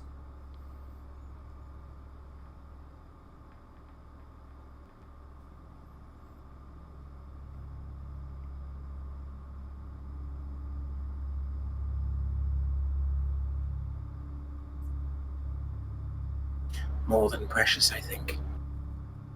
Integral.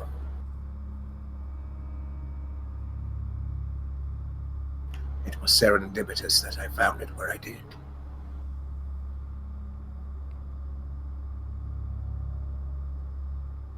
He pauses, almost giving you a double take. Do not suppose perhaps too serendipitous.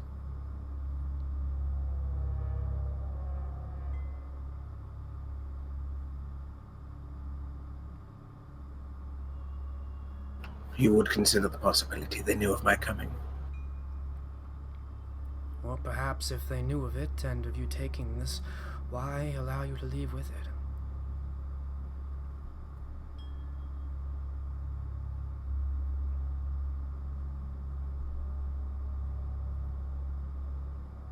You are more cunning than I gave you credit for.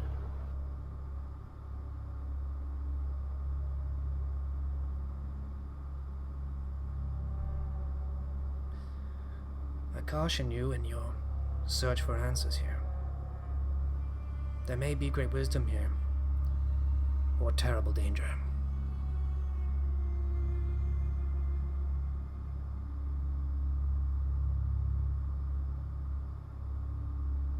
Does it sound mad that I hope for a bit of both?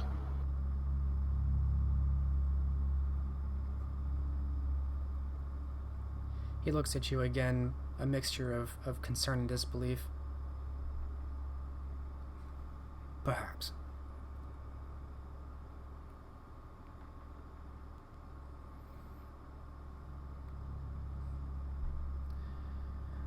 There's little else for me to do here in Canterbury. I may find some old contacts in Lincoln. May chance I will ride there. Perhaps they will have answers. Lincoln, you say? Would you then mind some company?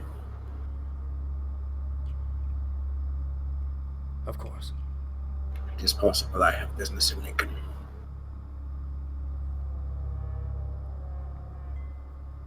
He nods a couple of times. Let us be about it. Yes, let's.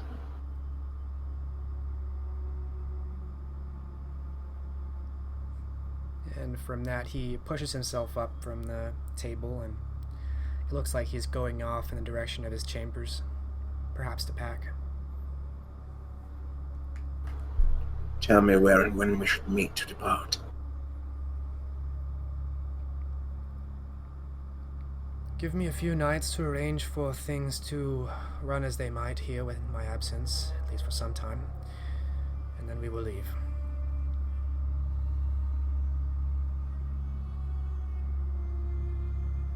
He nods his head deferently. In the meanwhile, I will pore over the documents for a few more nights.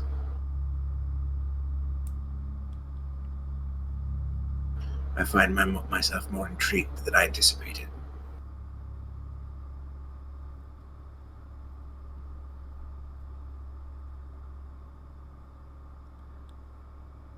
I've heard stories of men going mad, trying to decipher things like that. Riddles which change. Answers which change. See that you do not meet the same end. I have staved off madness this far.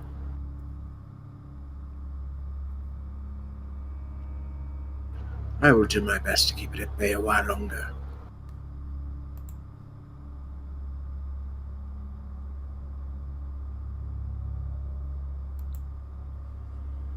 He waits a beat and then nods to you, and then departs again.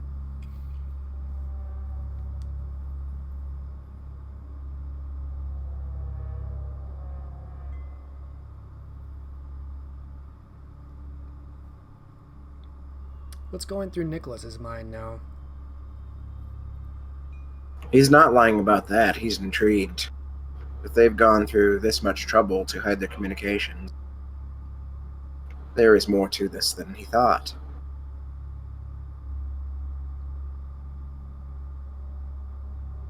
He also didn't lie when he said he thinks Cornelius more cunning than he gave him credit for, and he'll have to be more careful now.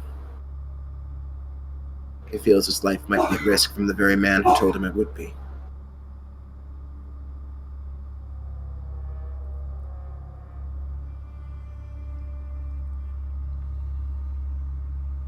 Walking a fine line. You spend the next couple nights working over this puzzle, and indeed, at first you think perhaps it was a one-off, a fluke, and you make progress on this pattern. You think you start to uncover some words, only for the following night for some of the pattern to shift ever so slightly, enough to break the code you were making. Not entirely, but enough that your work is set back again. Fascinating.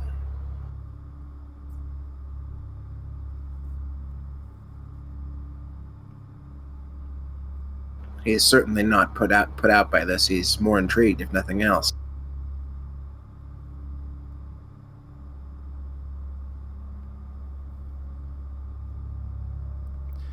By the third night, Cornelius is prepared to go and arranges for a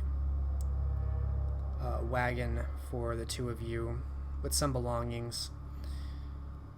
Seemingly knowing all the stops needed for Cainite's safety during the day, having been the one in charge of making sure Jean-Marc was safe during all of his stays. He's very well informed on places to stay and places to avoid for protection during the day.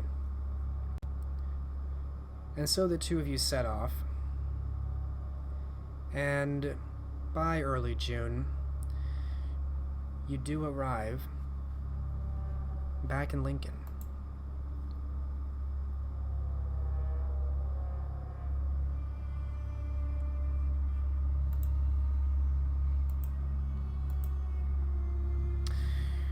Cornelius brings the wagon to a halt in front of the inn, which is closest to the gate.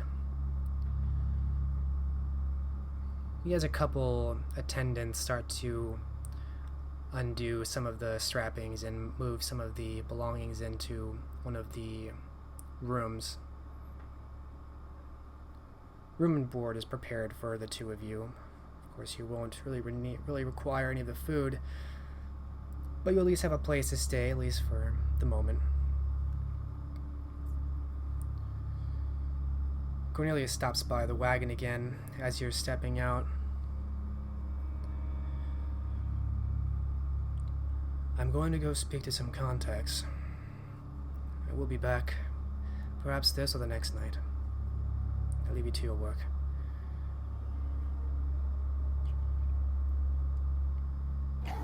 Nicholas nods. He's happy to be back to it.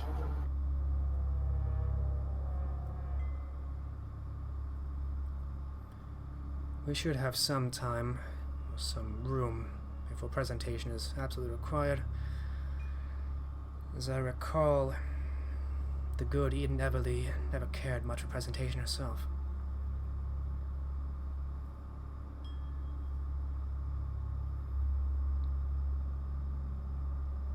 I will, of course, defer to your wisdom on this.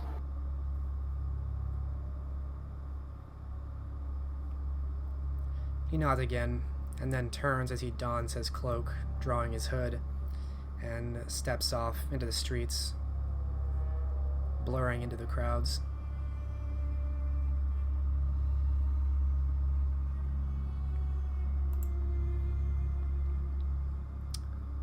What does Nicholas intend to do in the interim? Okay.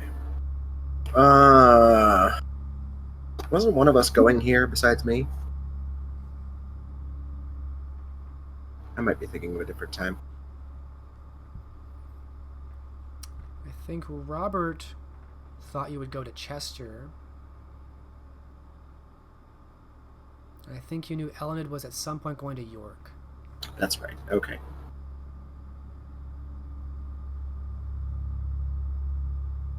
Well, then in between his musings over the documents, he has to take occasional breaks. He'll take some strolls around the city.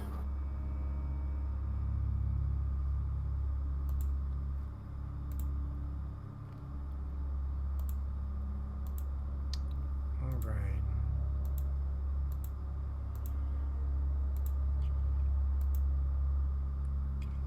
These strolls, of course, are times of great introspection. Almost a moving meditation.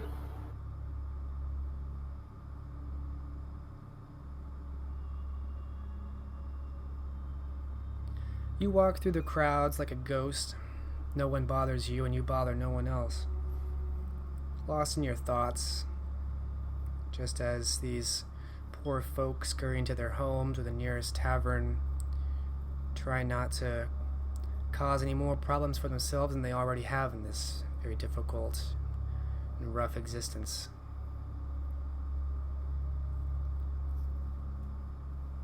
You are unaccosted this night, at least.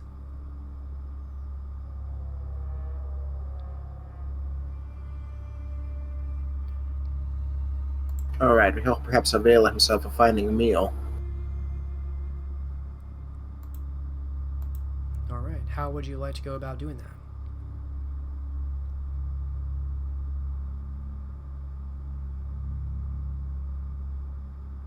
He'll use his natural charm to win over some pretty young lady.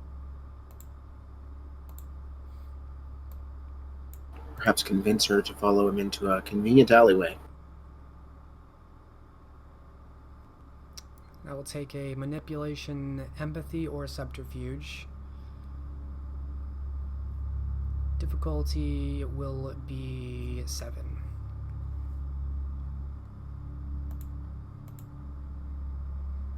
Trying to pretend to be human is much more difficult for people on the path. 1 success.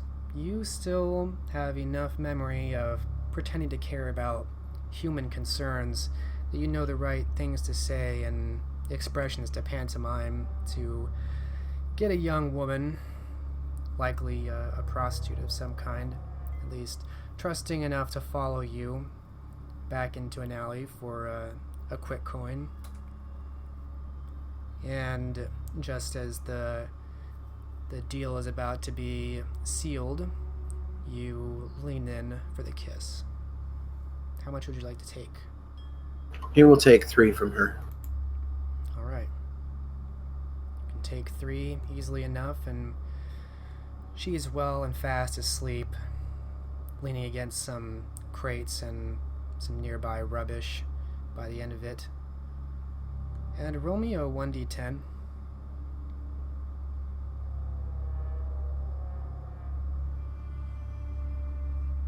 Okay. So yes, you are well fed. It's a quiet and comfortable evening in early June here in Lincoln. Early enough that there are still people out beyond the alley. The shops are mostly closed. The taverns are quite full.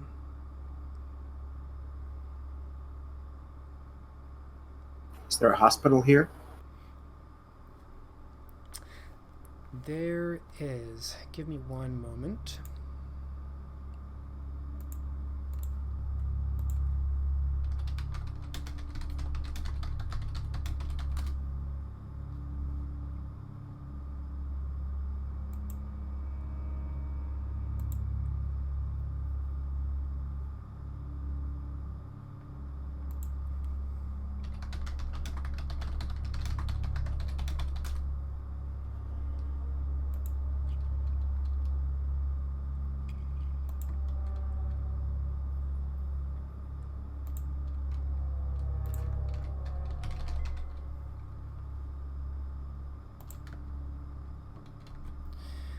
Attached to the Lincoln Cathedral is a very large and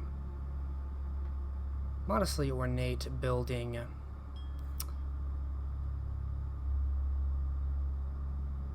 is the Hospital of St. Peter's.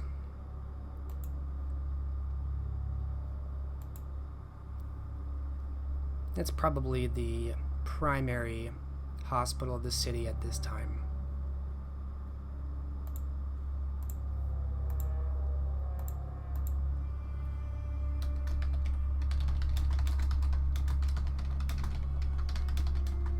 About the only thing that can distract Nicholas from his obsession over this document is indulging in his other obsession, observing human misery.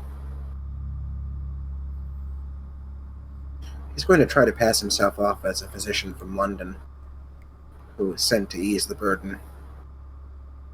See if he might be able to see a few patients.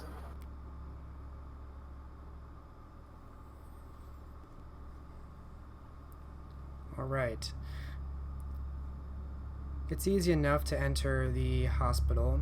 You look, at least, in place enough. You don't look like any peasantry, at least. So no one initially stops you. How do you go about approaching people or patients? First, he wants to find out who's in charge of this hospital. Have a word with them.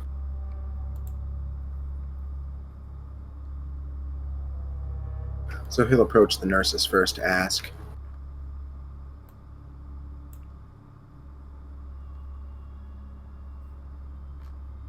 Are they nuns, these nurses? Yes, you end up speaking to some of the nuns, and they quickly point you in the direction of the Reverend Mother, who seems to be the woman in charge of the hospital. If you're replying, I can't hear you. Oh, thank you. Yes, the nuns do point you in the direction of the woman in charge, which is the Reverend Mother Collier.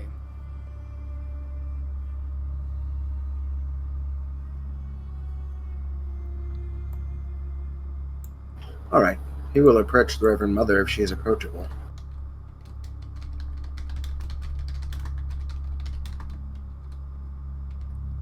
You stalk through some of the stone archways and passageways.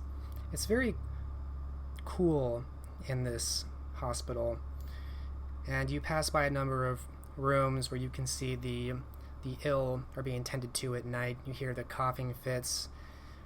There is a section of the hospital separate from the rest for the lepers, and that is where you find one woman who seems to be much more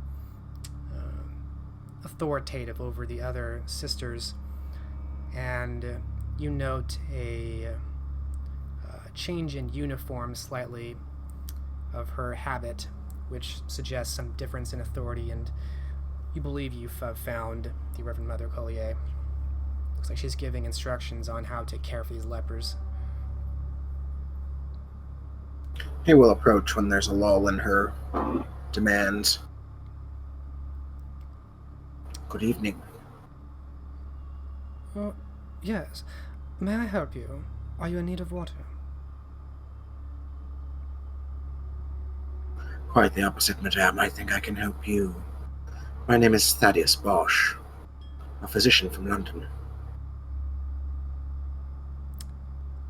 Make a manipulation subterfuge roll, standard difficulty.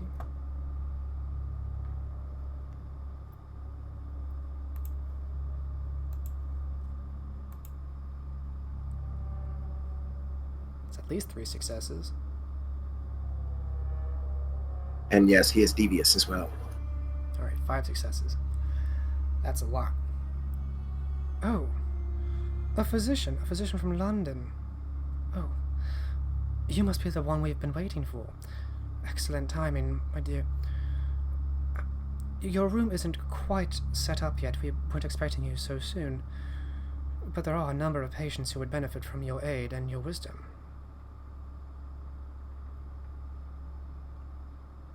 I have arranged alternate housing for now, but it's best I get to work immediately. Oh, yes, I quite agree. Yes, of course. Let me show you to those who are most in need at this moment. And she gestures over. Now you see her. You see that she's definitely an aging woman, somewhere in her 60s, perhaps. And you can just see the edge of white curled hair under her habit, which is mostly concealing it, and a very long and wrinkled, soft face. She's tall and thin, but seems to have an air of certainty about her. And she leads you further into the room, which you have deduced is this room of lepers. And immediately you catch the attention of one man in the far corner of this very dark room. There are a couple candles in here, but it's extremely dark. There are no windows in here, so except for these candles, there's no light. And by the dim light of these very small candles, you can see this man in the far corner just retching blood into this bucket. And by the light of the candle, you can see his face is pockmarked and just clearly a very ill man. He's making more noise than the others, who are just quietly moaning or sleeping.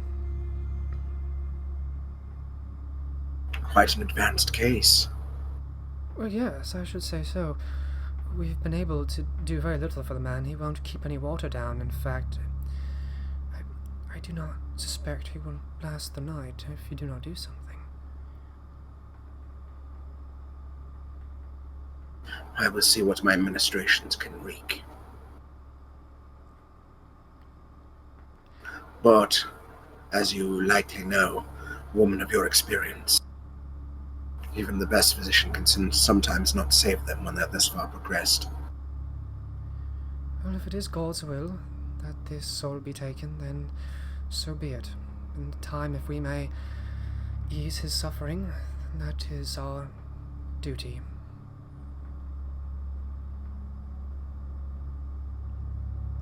Thank you for any aid you may provide.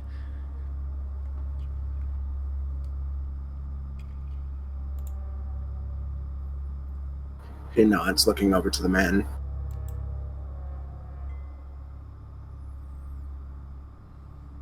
I'll leave you to it. And she turns to leave the room.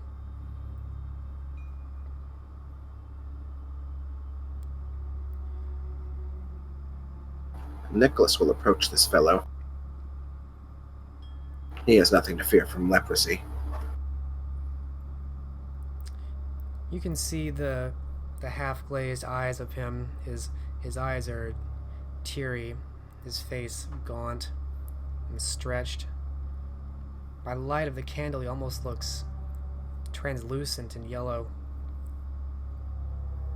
He looks at you as though someone just waking up from a dream, not fully conscious of what's happening. Mouth agape. You are most fortunate I found you here tonight.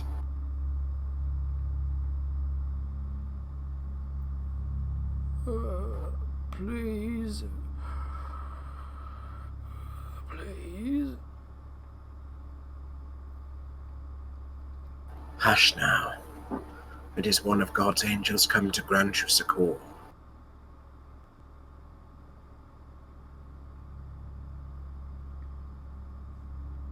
He lifts an arm, or tries to, but doesn't make it very far, before he kind of collapses on his pillow, breathing heavily, almost heaving.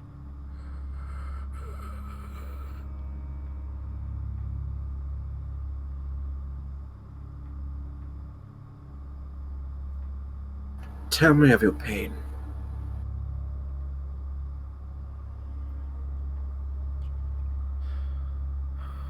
And he kind of places his hand over his stomach, although right now there's a blanket over it, which has also been splattered with blood and bile. Bowels. The devil in my bowels.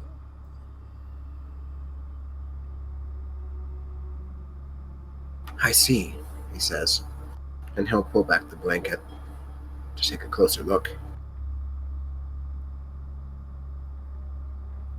You can see the man is very emaciated. You can see his rib cage and his stomach, his abdomen does seem to have some movement, some activity when you look at it closely. So thin is the skin at the abdomen.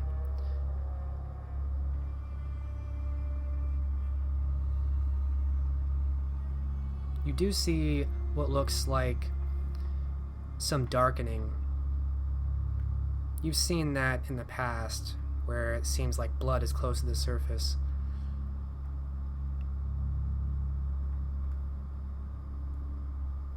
How close is this man to death?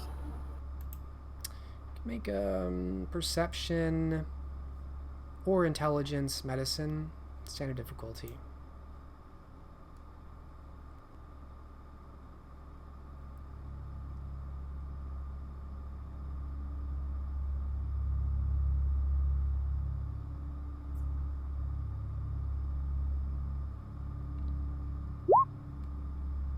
Five successes.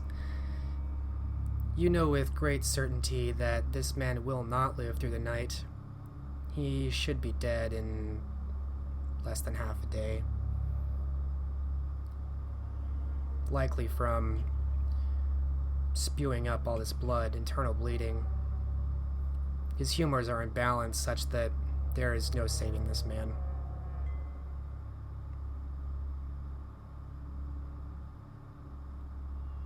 That's quite all right.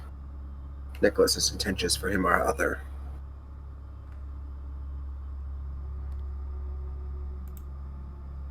He'll do some gentle palpations just to put up the facade of an investigation. The man moans in pain at the palpations on his abdomen. Oh, please stop. Of course, I'm sorry. He'll cover him up with the blanket again.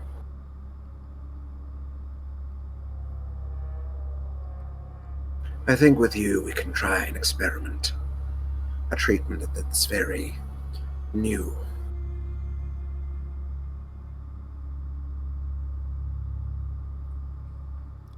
He looks at you with hope, distant in his haze of fatigue and pain.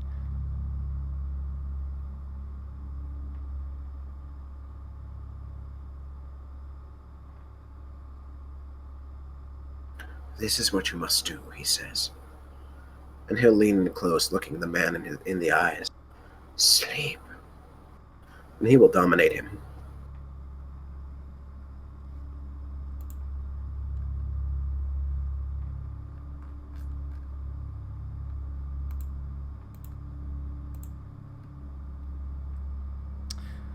Alright, manipulation, intimidation. And your difficulty will be 3.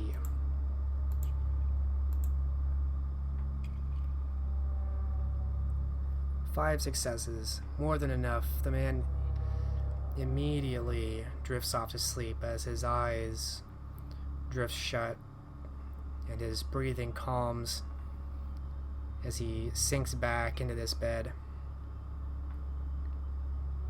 Now he's even quieter than the other men moaning around him. What Nicholas is certainly assuring here is that he's going to aspirate in his sleep on this blood. But while this process occurs, he's going to invade the man's mind and discover something he's never really had the chance to before. What kind of thoughts go through a man's head as he's passing from this world?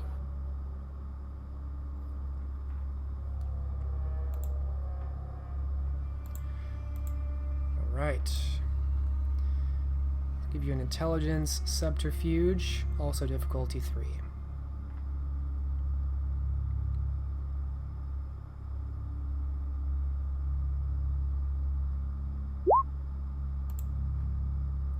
Four successes. So you will get pretty close, almost to his deepest thoughts. So you get more than surface. He feels great fear and anger, a mixture of injustice with uncertainty. He's more than anything, it's the dread of what comes next. He laments what he's stolen and the times that he has been sinful. He fears the fire of hell.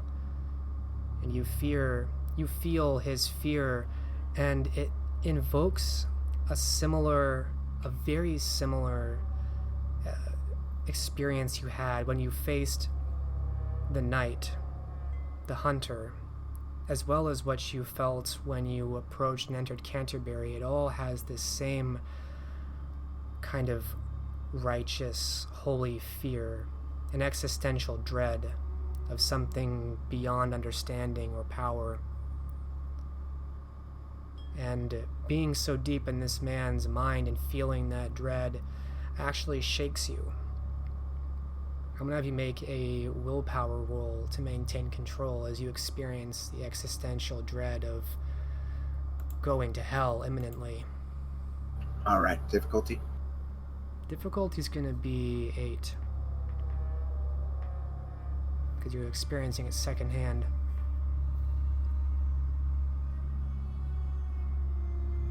You have never known a fear like this. Oof. Not a botch. Not a botch, but it is a failure. The experience, maybe the appreciation for this power, this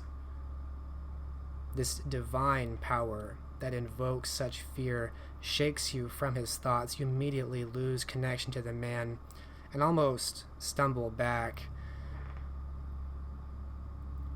You feel the need to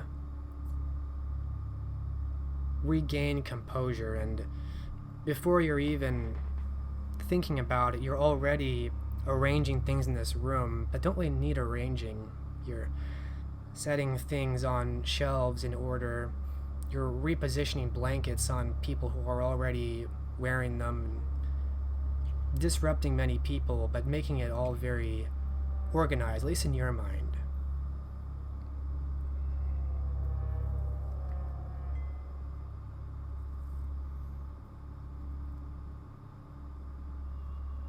That's what you're doing physically.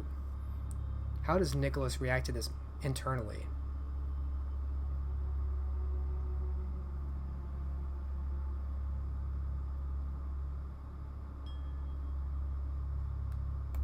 I might actually need to relocate before I can tell you that.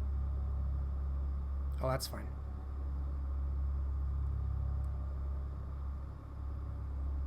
Might you be able to go to someone else for a bit? Yes. It's actually a good segue.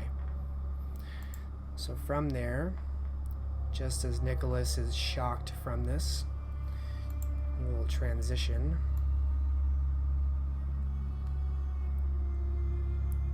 back to another scene.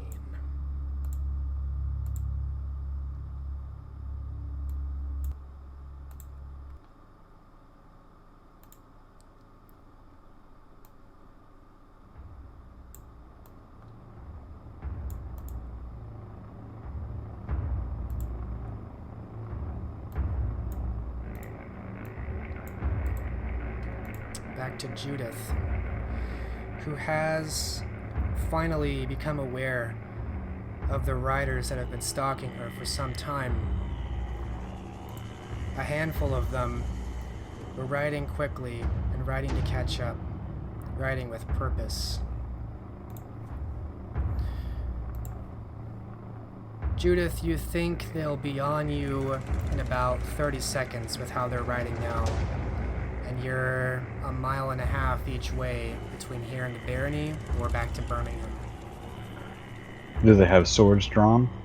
Or any kind of heraldry? Although the moon is bright tonight, you can't see any heraldry or weapons drawn. You just see cloaks and hard-riding riders.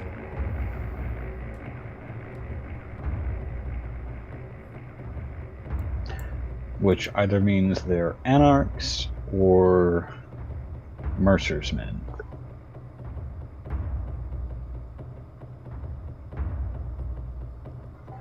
What's immediately around me? Like hillocks, any kind of high ground I can get to, some kind of obstacle. Sure. Ahead of you is a bridge over a river, and just beyond that the road curves up to a very steep incline. To your left and to your right are fairly dense woods, and behind you, from where they're coming from, is mostly open road.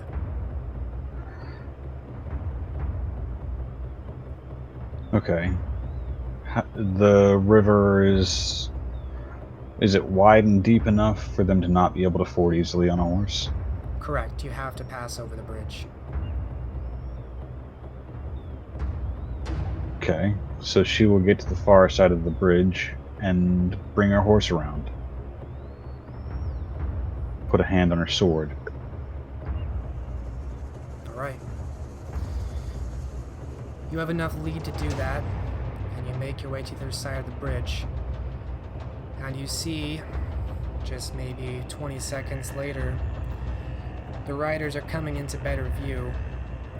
And as they get closer, you can see that their cloaks are open enough that you do see the sheen of some metal. Sabers, perhaps. But something else that they've withdrawn. Long poles. Not extremely long, but maybe 3 feet, 4 feet. Small spears, perhaps. They each have them, and they're each pulling them out. They'll be on you in about 10 more seconds. lances, I would imagine. They're too small for lances. They're even being held upright.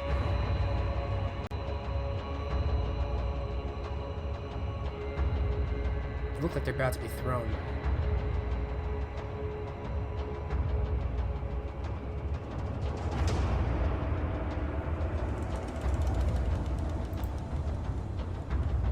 It's 3-foot spears. That's strange, but okay. Especially in an era where there's bows. As they get closer, you think javelins of some kind.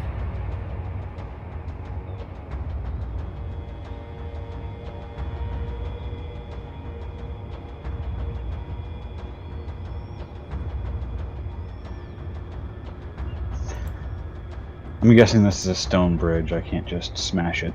It's a stone bridge, correct?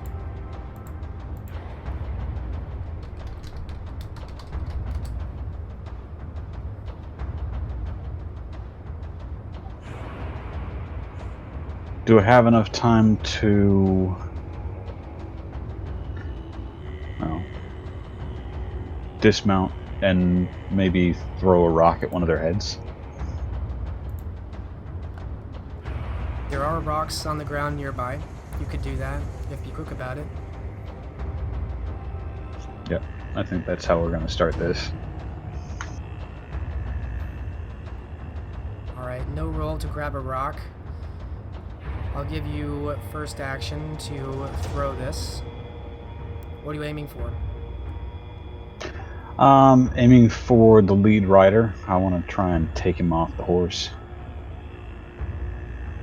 Alright. That's going to be very difficult, but you can absolutely give it a shot. Yes, strength, athletics, difficulty 9. Would it not be dex athletics to hit? Its throwing is strength athletics, actually. Weird. Okay.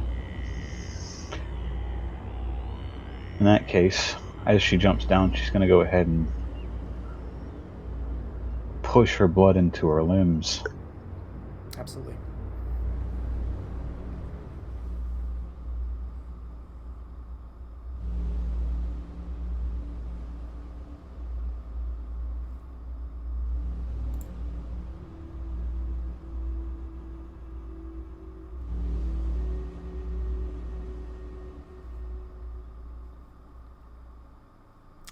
Zero successes.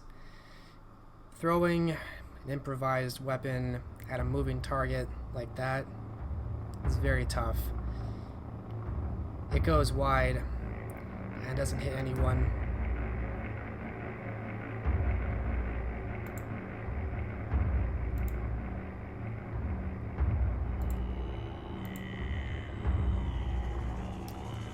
What is Judith about to do? They're about to be on her. She's going to draw her sword since they have weapons drawn. And ready to parry. Okay.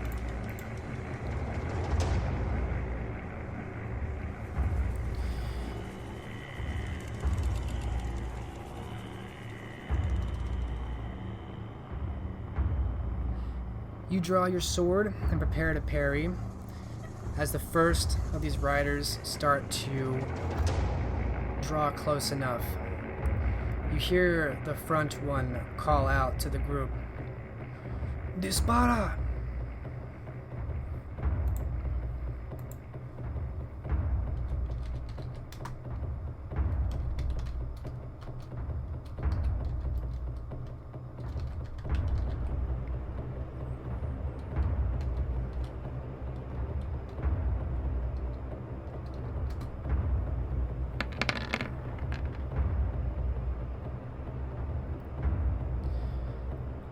Almost as soon as he calls this out, 3 of these javelins come flying at you from the front 3 riders.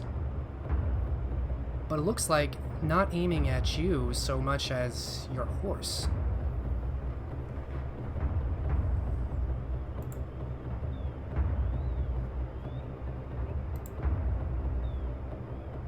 Can I still parry?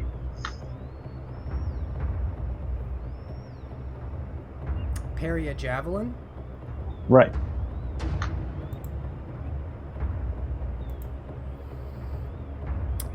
That would be a very impressive feat. I will let you try. Take a dexterity melee, difficulty 9. What is it with you and these knives? You're trying to parry javelins away from your horse. It's just I keep hearing 9.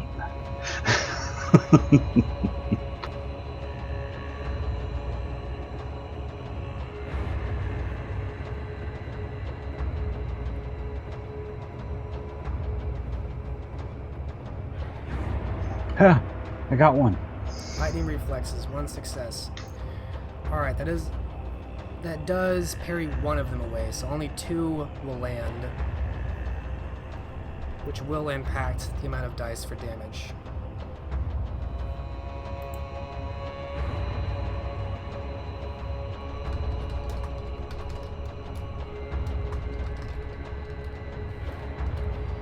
Fortunately for you, Brago can soak lethal since you ghouled him.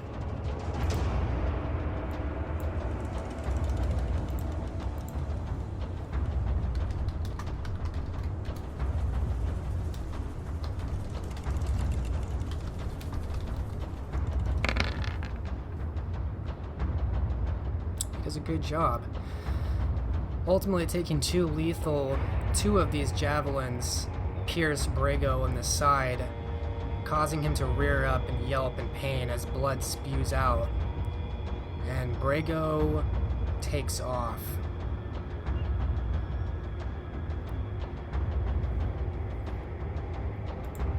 At ghoul horse speed.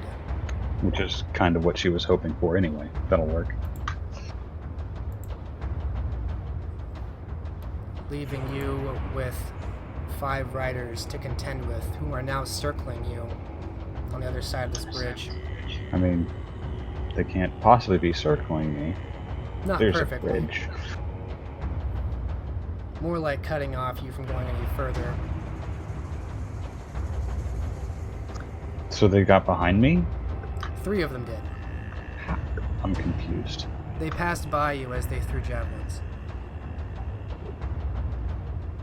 I didn't hear that part. I would have cut the horse out from underneath them at that point if I'd known they were riding past me as they were throwing. Yeah, they didn't come to a full halt to stop. But we can say that they get close enough that you'll get an action if you want to try and swing at one of them as they're coming by.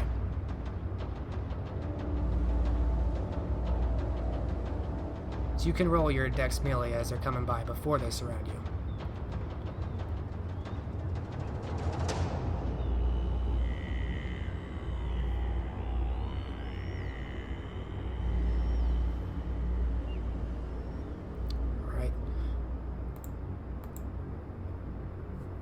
The difficulty to attack attacking a rider is harder, but attacking a horse isn't, so that's fine. Difficulty 6 is fine.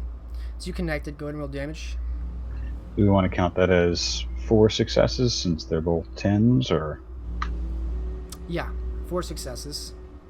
Because you have a specialty in this, right? Mm-hmm. Yes.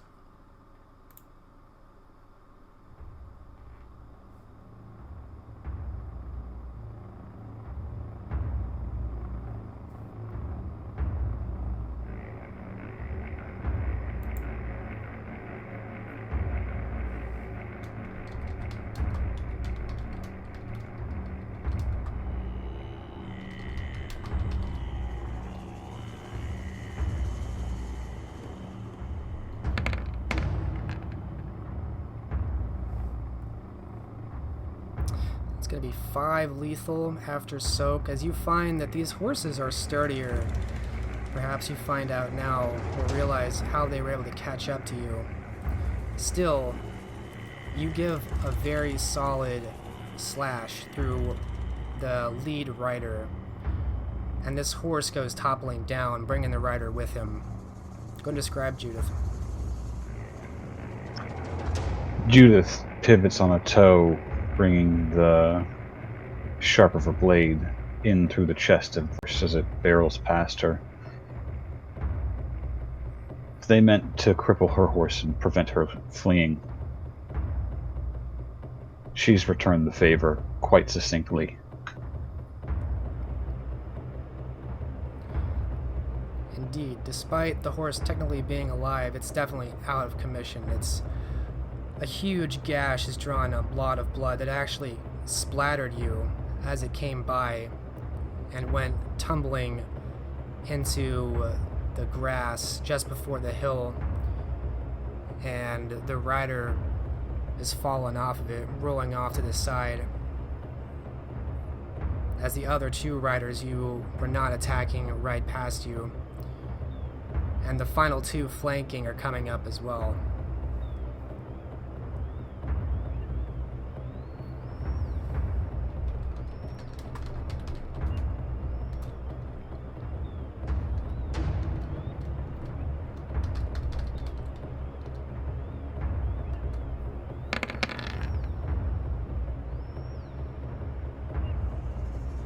One of which connects with the javelin, as these two are also throwing javelins at you. Just as you recover from your strike, you feel this.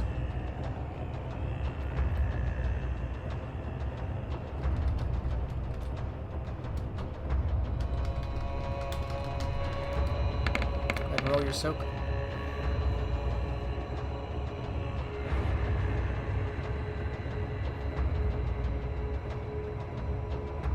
Alright, you manage to soak all of this as the javelin pierces you and should have done much more damage, but your body's strong enough that it'll take more than that.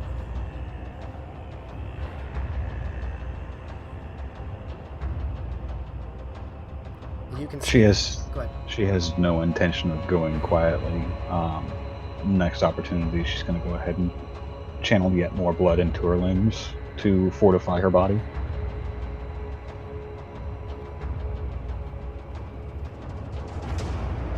Alright, you can do that.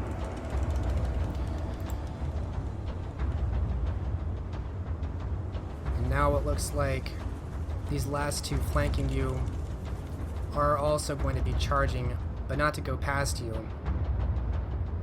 So you now have two riders behind you, two charging down the bridge to you, and the fifth rider is off to the side, still trying to get up.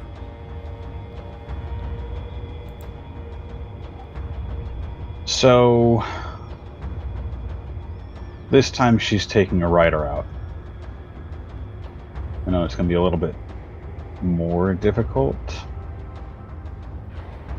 but she's going to thin these odds a bit. Alright. So we see Judith covered in blood, readying her sword, as two riders come down the bridge, and you see that they do have their sabers raised, as Judith raises her sword up. And on this scene, as they close in together to meet, the scene will cut here, and we will pick this up at the next session for its We resolution. still have another hour, though. We do? It's not even 11. How did I lose an hour? Where'd you go? We do still have an hour. Then I'm just going to pause this, and we'll come back to this so we can get to Judith. I am Judith. I mean, Elined. Where's my brain today?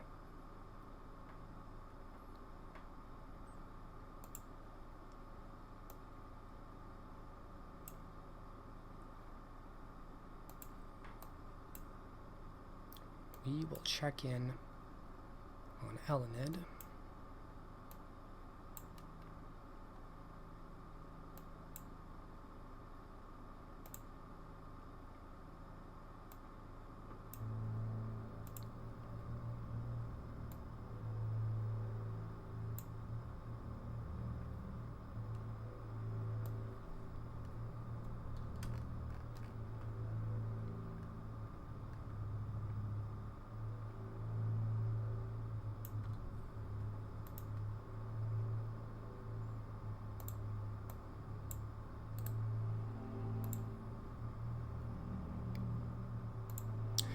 Elined, by this time, in early June 1456, you have arrived in York. You pass a surprising number of riders in the streets. You think mercenary bands, given your experience, you would recognize them, or at least recognize what they look like. It does seem like a congregation is forming here. What are Elined's immediate plans for York upon arrival?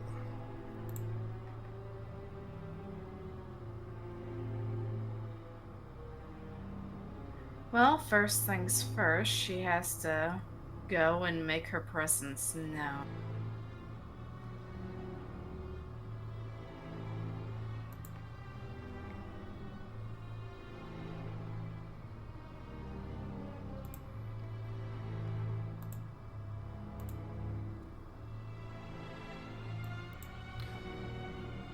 Alright. You make your way back to the court of Ragna.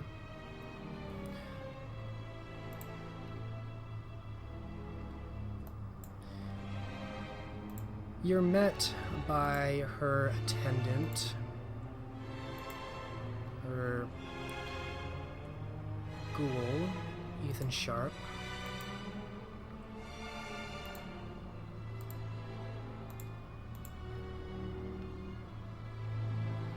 Ah. Lady Elined, good to see you again. What may I do for you? It is a pleasure to see you again as well. I am...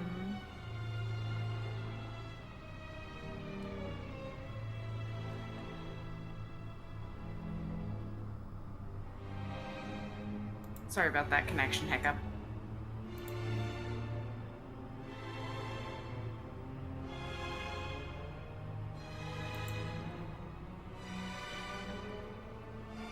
First and foremost, sorry, what was that? I was going to say, do you have business here?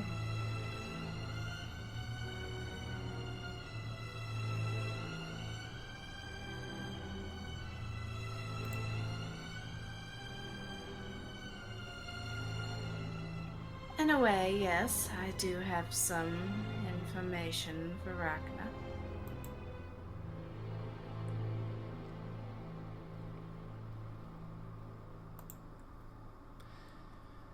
She is quite busy this evening.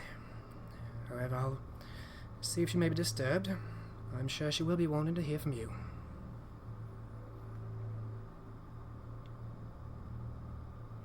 Her being busy is understandable with things as of late.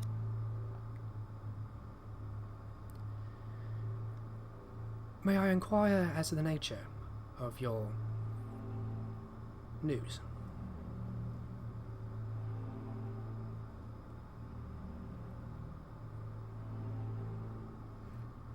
Such that I may relay this to the lady.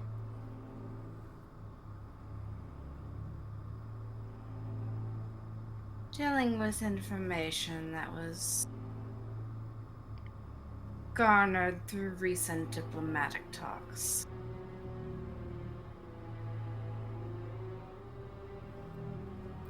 Yes. Well, I will see if my lady can be disturbed.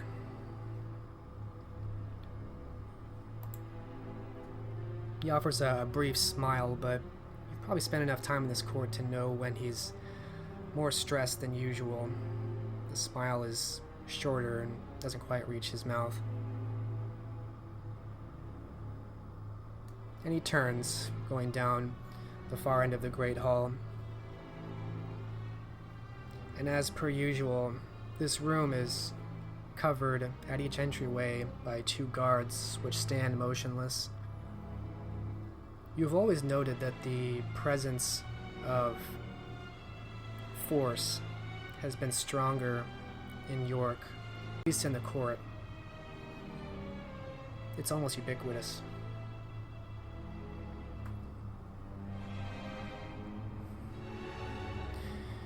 You're made to wait almost an hour, in fact, before anything happens. Finally, Mr. Sharp comes back, looking just as stressed as he did when you last saw him. Deeply apologize for late, my lady. The prince will not be coming to the throne. However, you may accompany me. She awaits you in her chambers.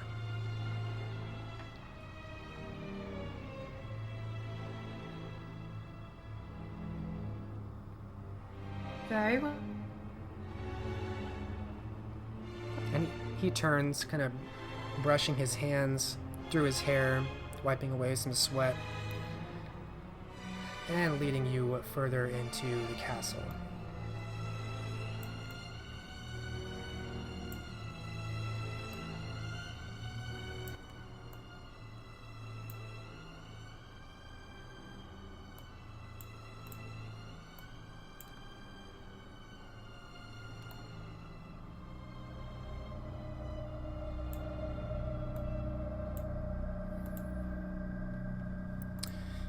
You're led past many more guards as you go through the stony hallways and are led to the very luxuriant chamber of Prince Ragnar.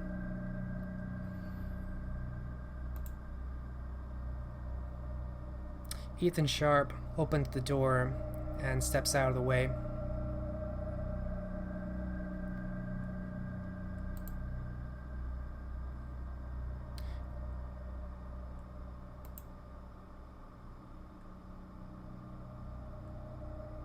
He bows his head deferentially.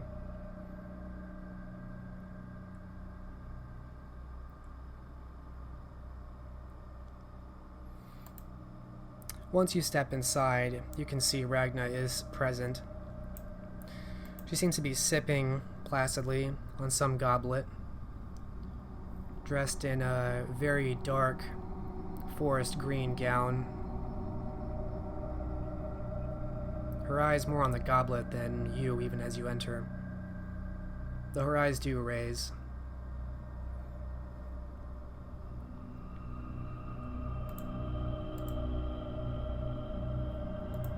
It is a pleasure to see you again, my prince. It has been some time, my dear. Please do take a seat. She shall.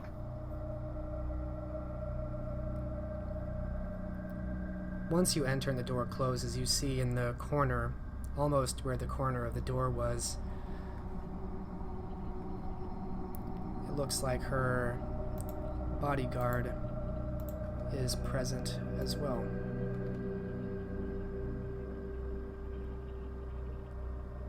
Lydia.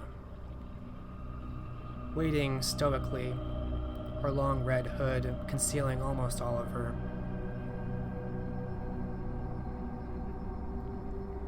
It has been far too long since I saw you. I trust my gift reached your estate in Bristol. That did. I would have come sooner, but, well, there were certain tasks that I was set to do. Yes. I am told you've been quite busy.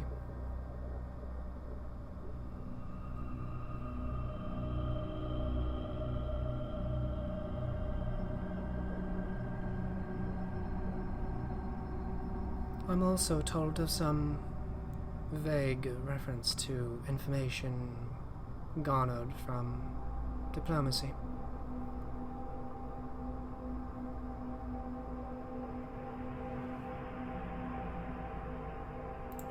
Ah, yes.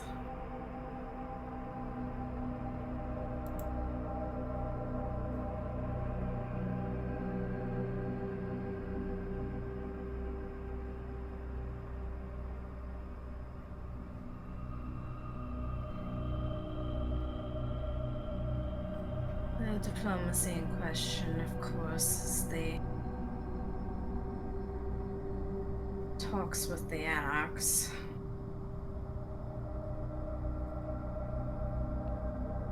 Yes. You requested a vote, an armistice. And as she's speaking, she has since risen and has started to pour a goblet full of this red viscous liquid and hands it to you.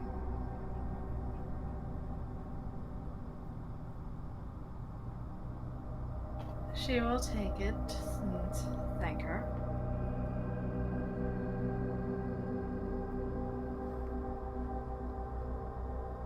There's no acknowledgement. She simply returns to her seat.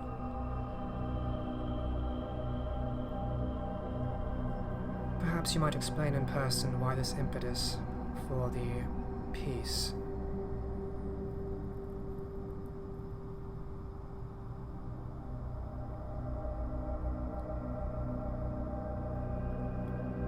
They wish to have peace in order to take down a bigger threat. Basileus, I've heard. One more hand in the jihad. I see little reason why it should stop mine.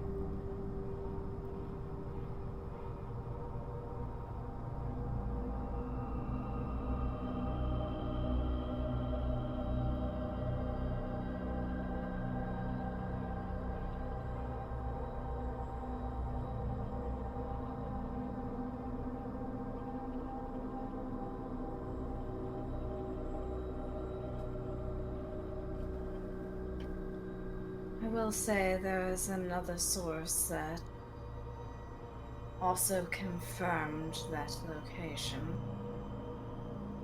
There was a hunter that was interrogated. Apparently an ally of his was taken to the same location.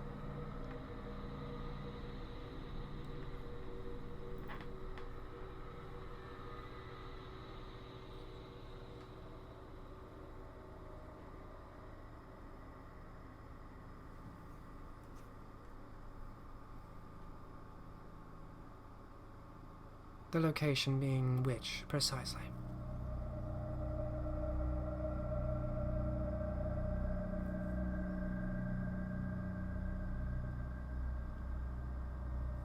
The location mentioned was the tower, correct?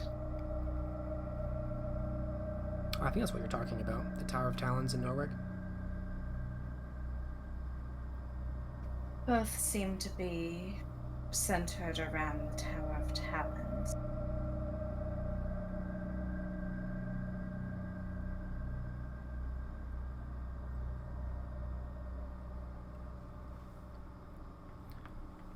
I do not question the existence of this Basileus. Perhaps he is in Norwich. But to entirely truce with the Anarchs itself is a slippery slope, my dear.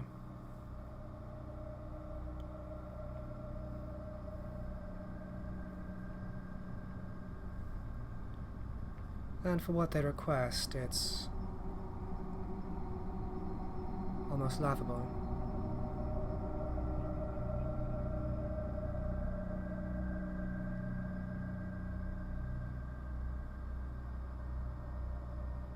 Once Barbaros has been dispatched, they will be next. And they are aware of this.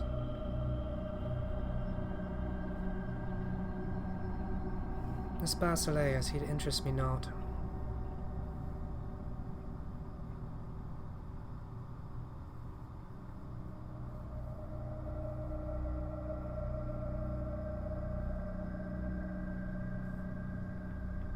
It makes little sense to end a war with a clear enemy, to begin a new one with an unknown.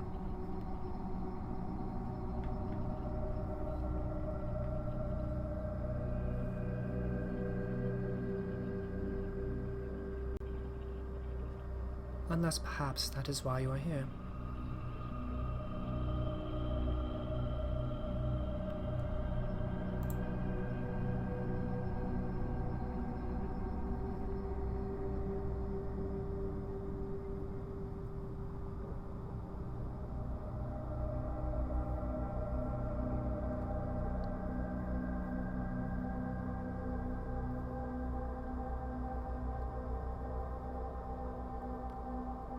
Well, starting from the beginning, these individuals, or at least the underlings of said individual, helped to bring in some people with rather unusual disciplines to dispatch of John Mark.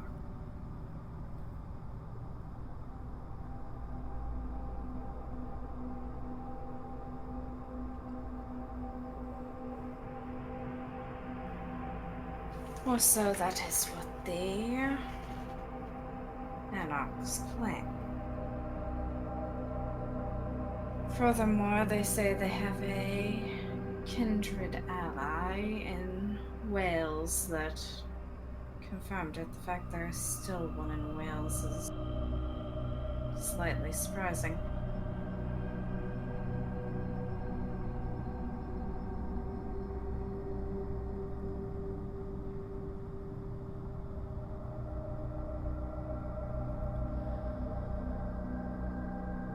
My dear, I do not doubt any of what you say.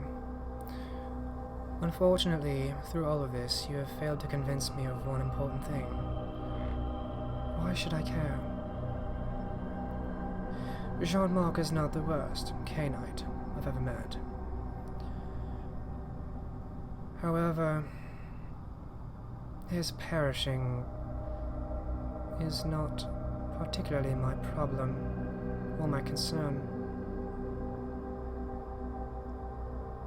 If his enemies are so great and powerful as described, they seem yet to have turned their weapons against me.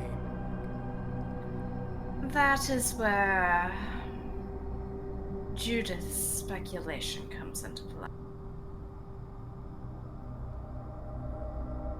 Ah, yes, Judith. And so we come full circle.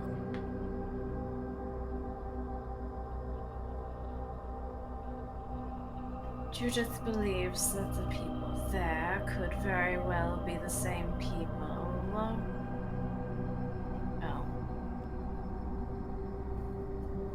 attempting to influence Dorothy and the others in your opposition.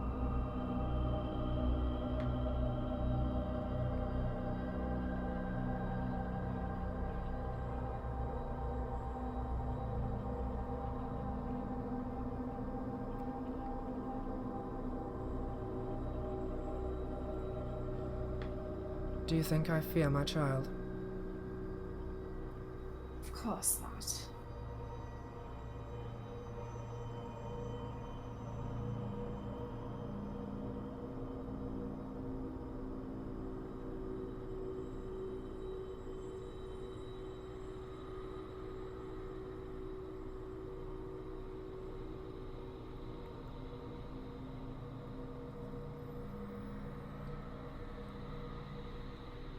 Judith's speculation is that this new antagonist is providing support to bolster my errant child and her desires of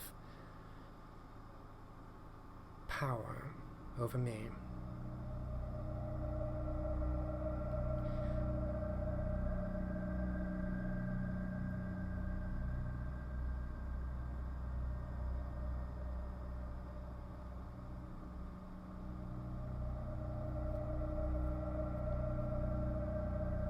Also of interest,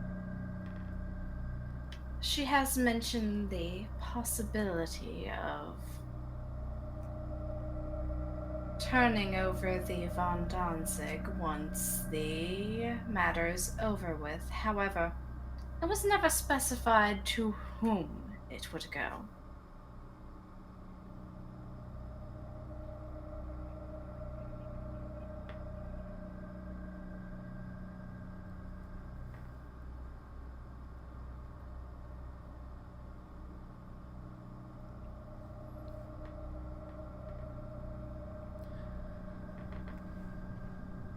While it would be nice to have a Portuguese warship, I am certain there are much less messy ways of acquiring one besides adding to the list of my enemies by invoking the wrath of this Basileus, who has yet, to my knowledge, directly opposed me or any of my goals.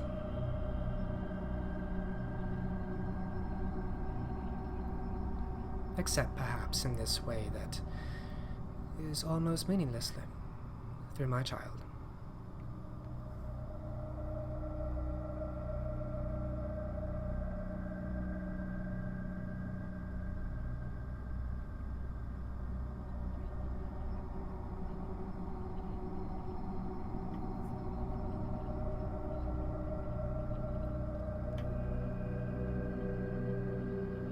I'm currently flipping through the notes. Was them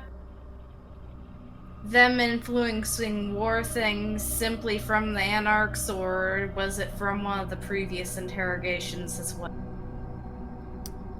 As I recall, Anaf Numtet admitted to Judith and the Anarchs that he was poised to increase the distrust and exacerbate the conflict between Ragna and Barbaros.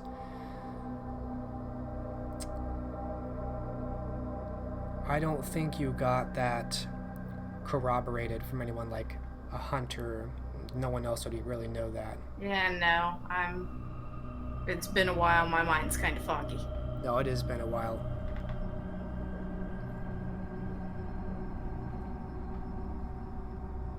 Nafnum Tet was in league with him as well.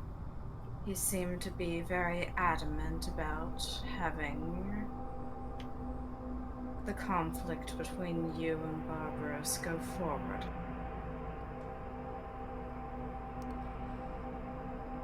The conflict between myself and Barbaros is older than your breathing days.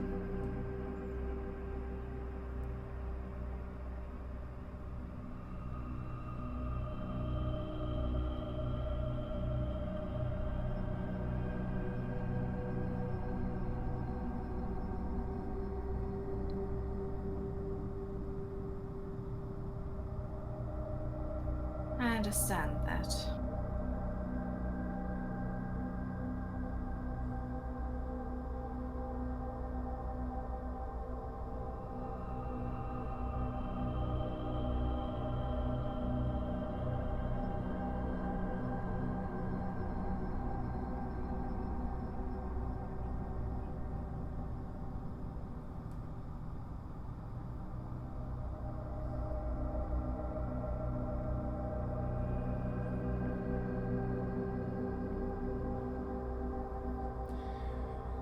Perhaps I may simplify this for you, Lady Elined. Convince me why peace with the Anarchs is in my interest.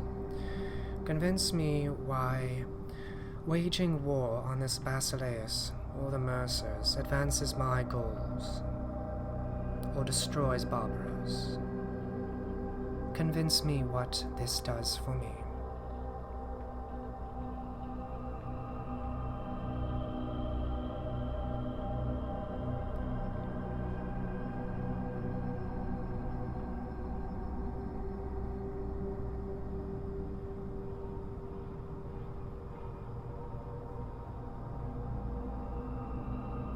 That is an interesting question.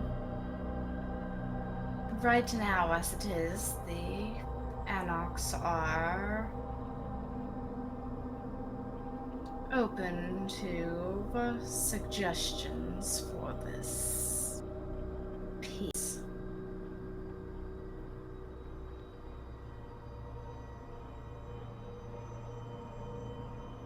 So, do you think they have anything you would like from them? Thus far, they have been a greater thorn in my enemy's side than my own.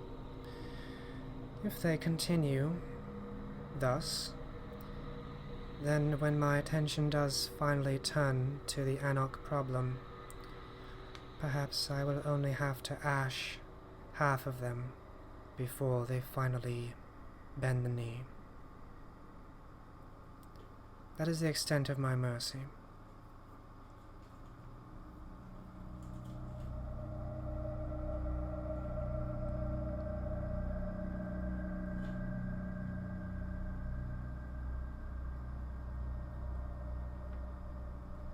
You're a smart girl, and my field marshal. Why are you so vested in this peace with the Anarchs?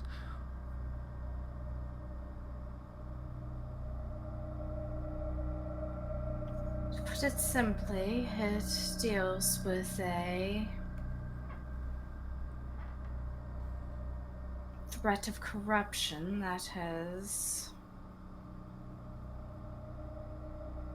been attempting to take the Covenant down from the inside.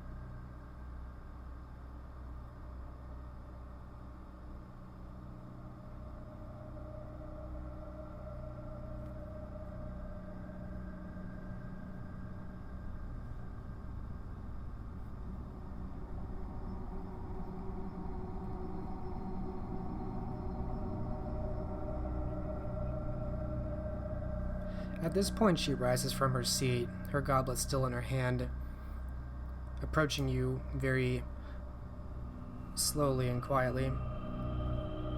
As she stands over you, she looks down. And what, my dear, is so precious of the Covenant that it must not fall?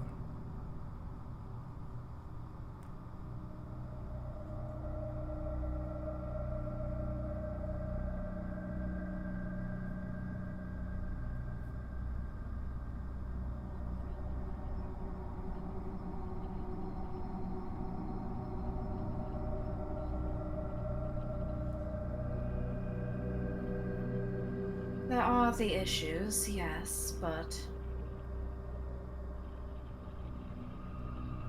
it provides stability, a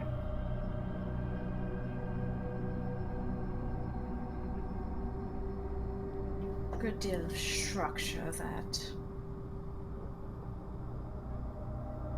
without it, well, it's the matter of the morals of the system that comes up to replace it. Morals. Do you take our kind for being very moral? No, it is more along the lines of even some of the most well-intentioned in words could very well end up absolutely, well, unsuiting when it comes to ruling things. The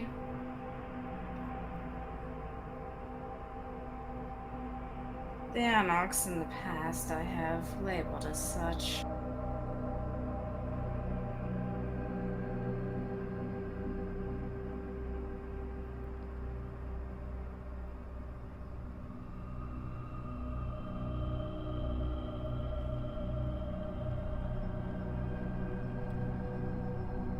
Perhaps the Covenant was always doomed for demise. Perhaps now, those most cunning of us must simply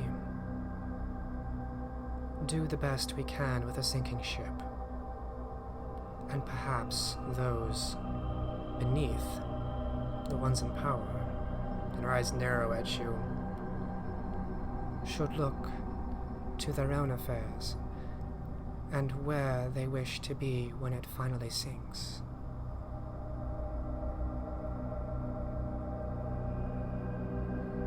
Attached to the safest and most secure of remaining bastions, or clinging to a dying thing until it drowns them.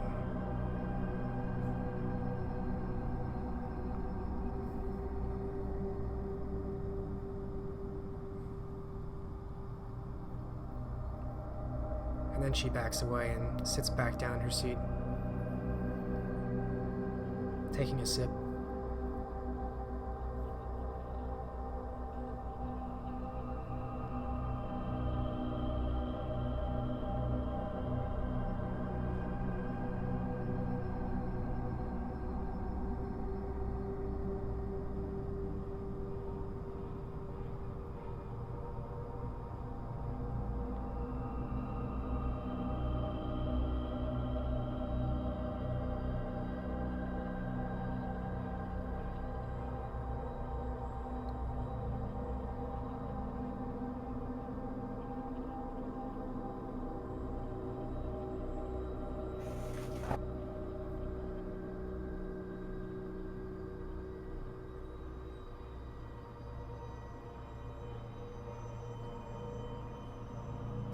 I just like the idea of playing into whomever is behind the corrupting influence's hand.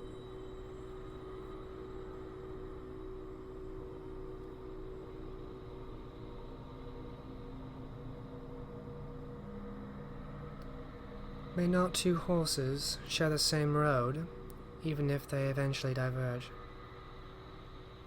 Simply because you take the same path does not mean it is because another decided it for you.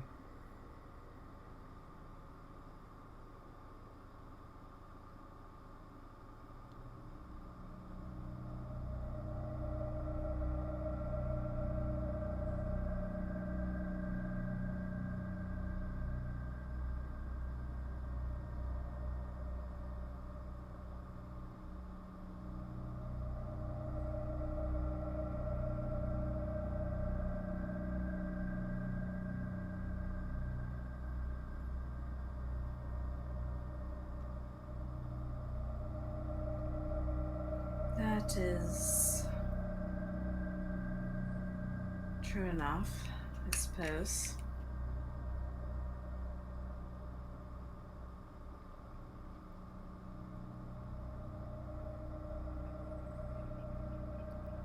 I suspect, perhaps, when you learned of this corruption in the Covenant, you assumed only ill ends.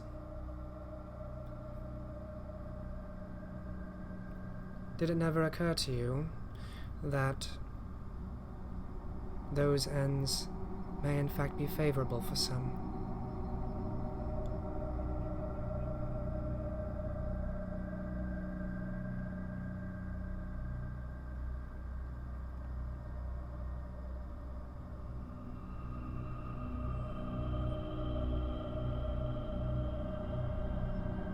I always knew there would be someone who could profit off it, yes, but Then why not you? She smiles faintly.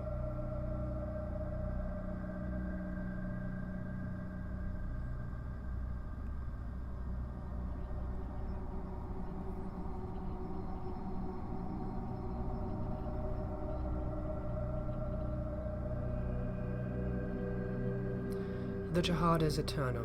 It predates us and will outlast all of us. The best we can hope for is to do the best by our own standards. While it may be valorous and moral to try and create a utopia, our nature turns such things to ash. It has always been this way. it's never my intention to create a utopia, only to bring back what order there was.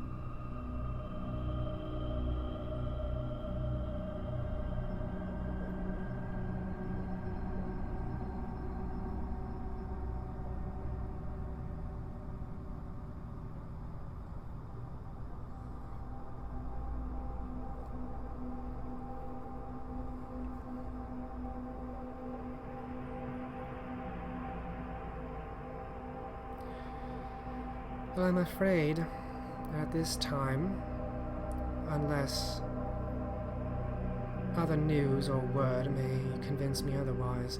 This Basileus seems to have done more for me than against me. To wage war against an individual such as that strike me as mad. As for peace with the Yarnoks, I simply see no benefit from giving a concession to them. If you wish for stability, decimating their ranks is one move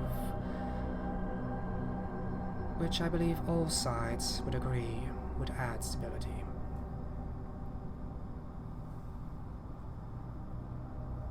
They will find no safe harbor in my city.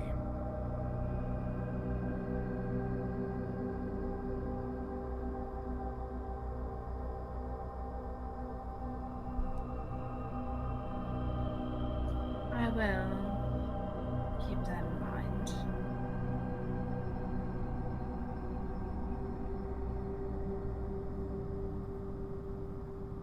Though I know you are quite busy these nights, I do not wish to waste your time further.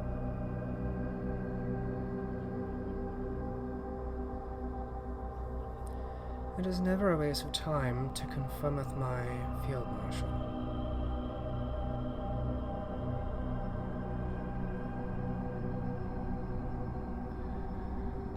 I do my utmost to treat my vassals with respect and dignity. I consider their words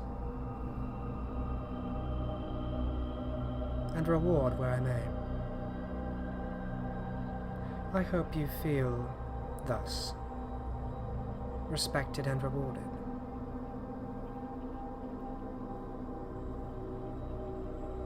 I would hate to find out secondhand or elsewise that you did not favor the way I lead as a liege.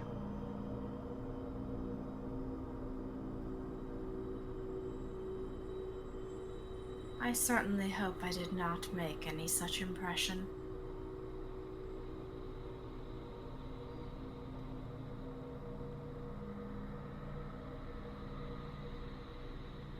She watches you still as a statue, but doesn't say anything.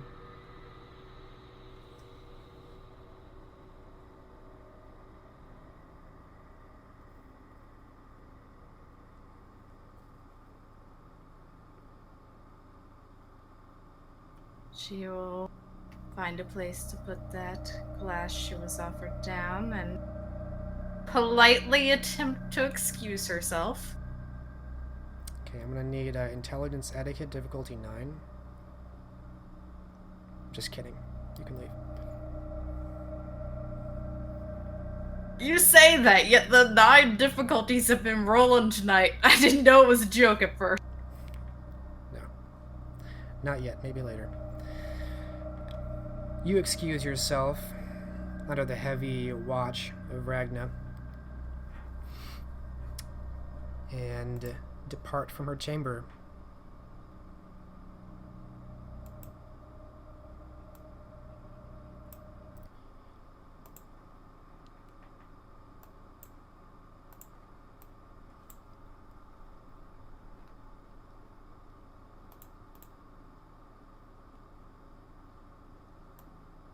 Yep, after that she needs to make traveling arrangements again. Alright. So the scene will fade on you departing.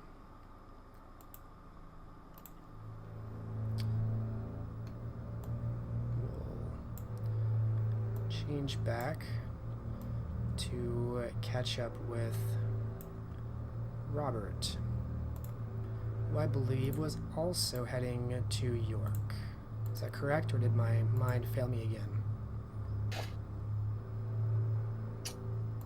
He sure was.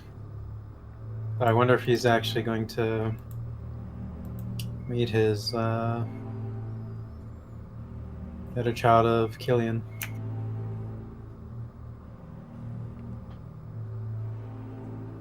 you will be meeting your other child. Do you want to open that into a scene? Sure. All right.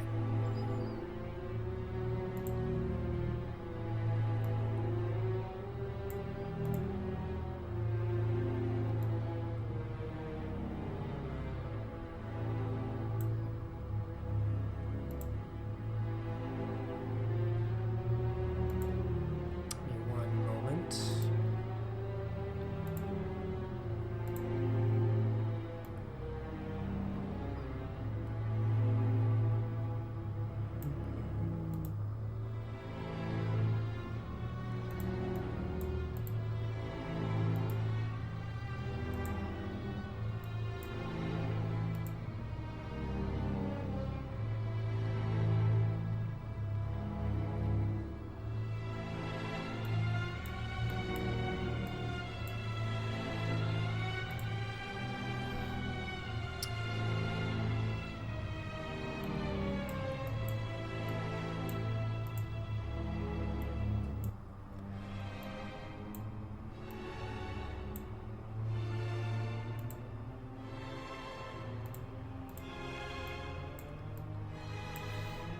Okay.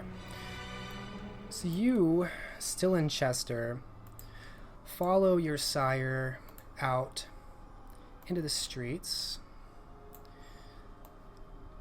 where you arrive at the local tavern, which is already quite bustling, and you pierce the crowd led by Killian until he stops at a table which has a much more dense crowd around it, as though everyone's kind of looking inward. And once you get through the crowd, as people kind of make way, noticing Killian and seeming to recognize him, and they open up a space, and you see a young woman of fiery red hair and fair skin. She's petite, not very tall, but very comely. She seems to have gathered quite a bit of attention. Robert, I'd like to introduce you to Matilda. And Matilda, this woman with the fiery red hair, turns from a conversation she was having and looks over to Killian and then you. Oh, good evening. Robert, did you say your name was? Indeed, a pleasure. I'm Matilda of Glastonbury. How do you know Killian here?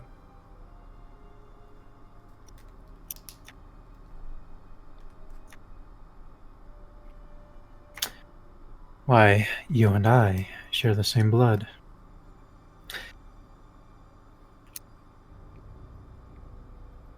She looks between the two of you, smiling faintly. Of course, you're surrounded by kind. Well, what a surprise.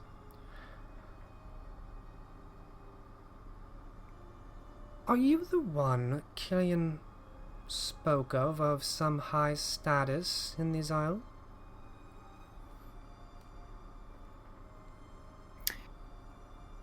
The one and the same. Oh, how marvelous. You will have to tell me of your ventures here.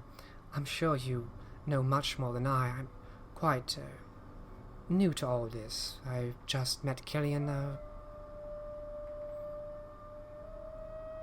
barely more than a year ago. I'm still quite fresh to things.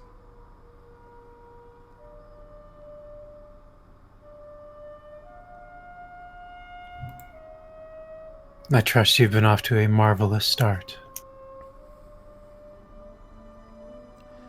I must admit it was a bit overwhelming the first few months, perhaps even the first 6 months. But Killian here has done much to show me how much more there is to the night. We've been roaming and traveling here and there. scarcely feel I've lived before he met me. And she smiles knowingly. Was it your experience as well? He certainly does have that way. Yes, very similar.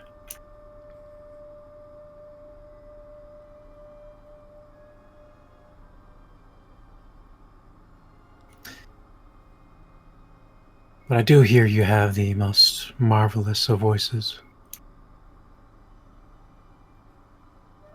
Oh, well, I'm sure Killian gives me far too much credit.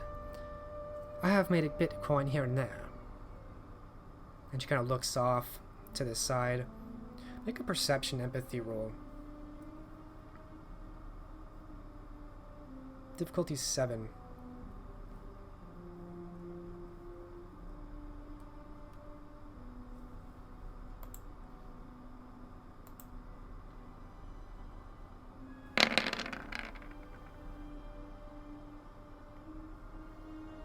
Alright, 3 successes. You're keen enough of a judge of person that even from just a couple minutes of talking to her, she has more confidence and certainty than she's letting on. She knows how to be modest, but she believes a lot more in herself than her words would say. In the way she stands and speaks,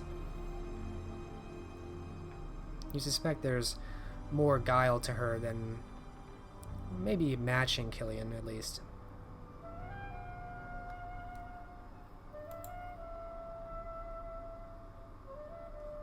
You are looking a bit paler, my lord.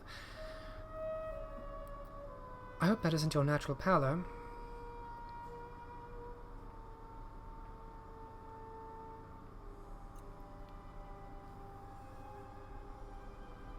Natural, no.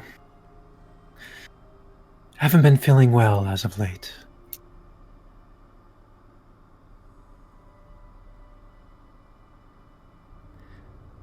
Well, perhaps I'll sing a song and dedicate it to you. Perhaps that will bring some color to those cheeks. She brings up a hand briefly to clasp you on the face. She's actually almost warm to the touch. And before you have a time to respond, she turns to part through the crowd and make her way to a kind of stage that they've made in this tavern out of benches and tables that looks like it's been prepared for presentations and has already seen use.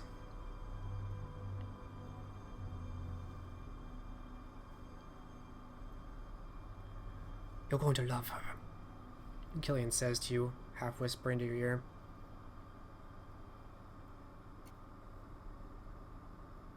Without a doubt. Robert will find a comfortable seat.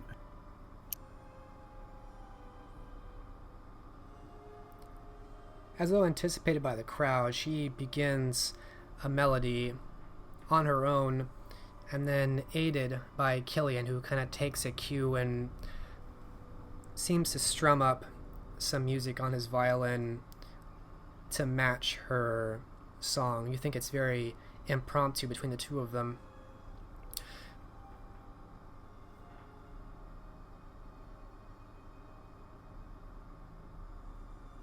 It's a very vibrant and uplifting song that gets much of the tavern into great spirits. There's a new wave of energy, and given your age and your natural powers known to your kind, I won't require a roll for you to detect the effect of presence in the air, impacting everyone, garnering their attention on a natural and a supernatural level to make these people idolize her. And in fact, it begins to affect you. And I'm going to need a willpower roll from you, difficulty 7. Current or full? Current.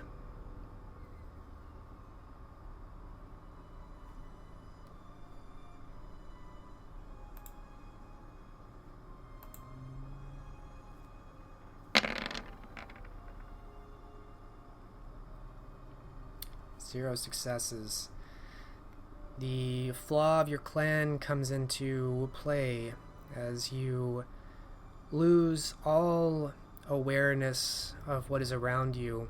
Nothing else is even in your attention or knowledge of the world except Matilda as she sings.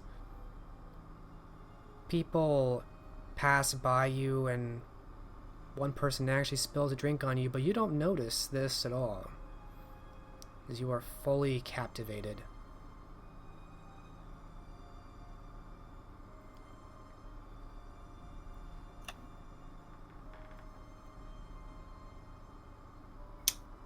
Indeed, Robert sits there enraptured,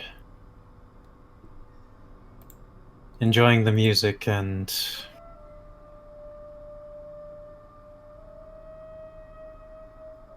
briefly thinking of what him and Killian could have achieved.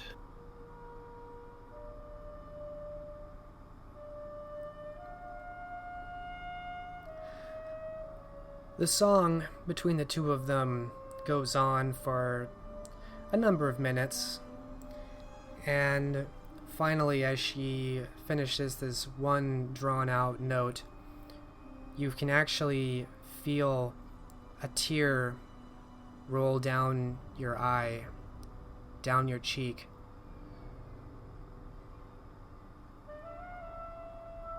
There is applause and cheering all around.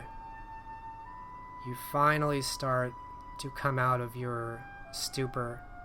You remember you're standing in a tavern. There's more than just you and her there.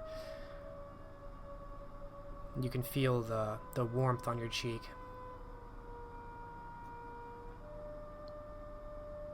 Robert will quickly wipe at the blood on his face and perhaps find a cloth or something to better even hide what has just occurred. Roll a 1d10.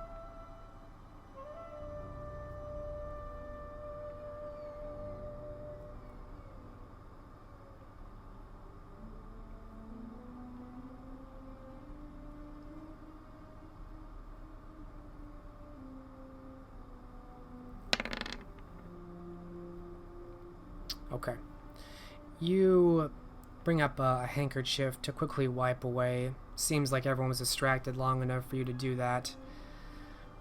And as you reach for your handkerchief, you know you had what remained of your coin there. And you realize the handkerchief is there, but your silver is gone. At some point during the performance, you were pickpocketed.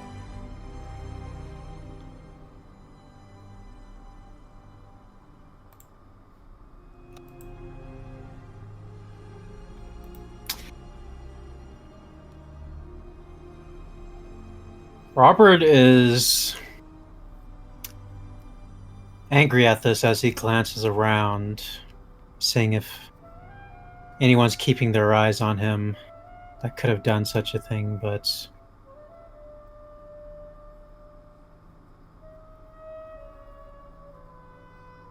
he most likely will not, and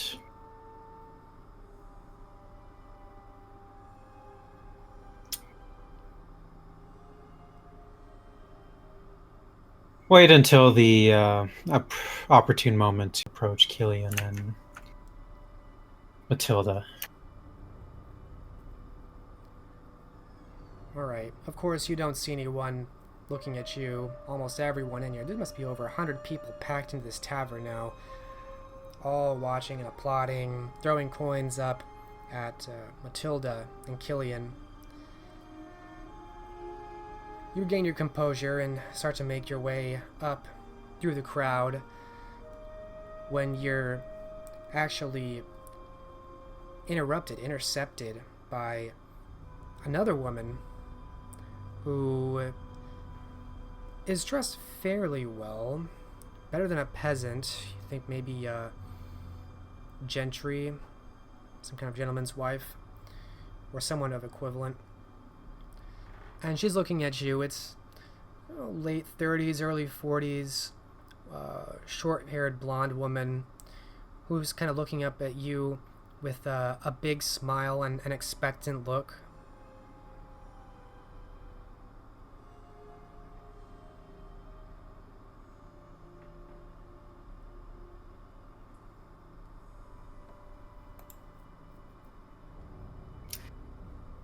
Robert pauses and gives her a questioning look.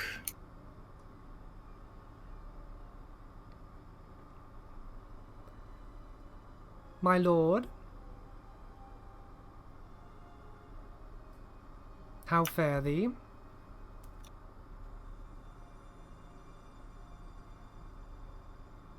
After such a beautiful performance, well.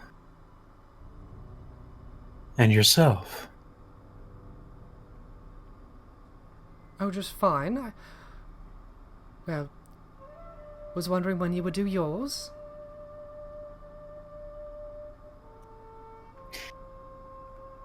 You've heard, have you? She kind of turns her head as though confused. Well, yes. My lord. Many times. Of course I've heard. I know I've only been with you for a few years now, but I have heard many of your performances.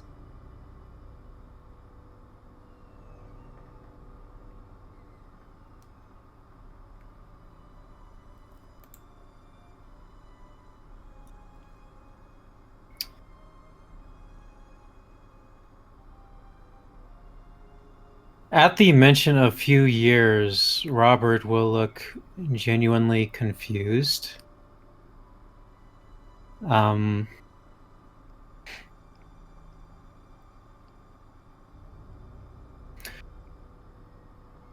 terribly sorry. Your features are unknown to me. Where have we met? My lord, your jests are too harsh. Marie of Hereford.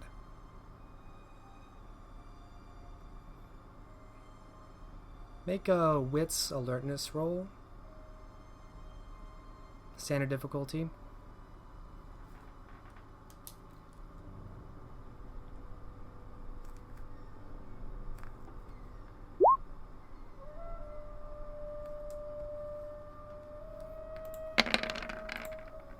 Three successes. You almost forgot about this woman. She's in your herd. You've spent so many times feeding on them and not really interacting with them. They all just kind of become a blur of faces. You scarcely remember their names. You used to perform for them and give them more attention, but now they mostly just follow you, and it's easy to forget many of them.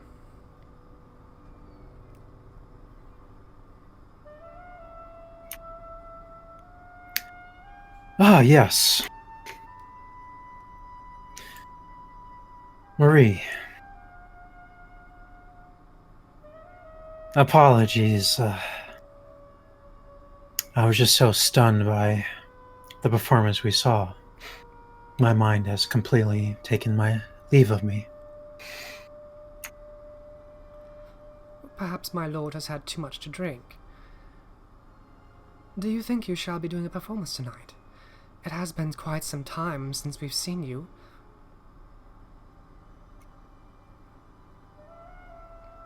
I certainly would love to. And I was invited.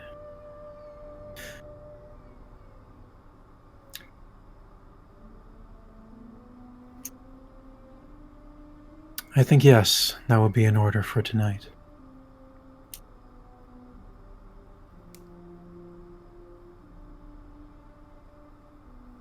The smile returns to her face. Oh, good. I was beginning to get worried, my lord. That we keep traveling to these strange and queer places. I wish we would just return to Lincoln, or at least London. If we're going to put on a show, well, that makes it worth it.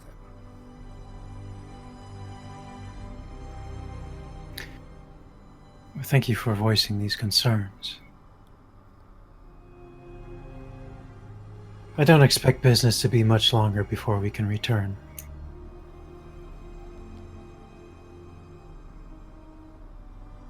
But for now, we will enjoy the night. She smiles very expressively and nods a couple times. Oh, Charlotte will love this. I'll go and let her know. She'll be excited to see you as well.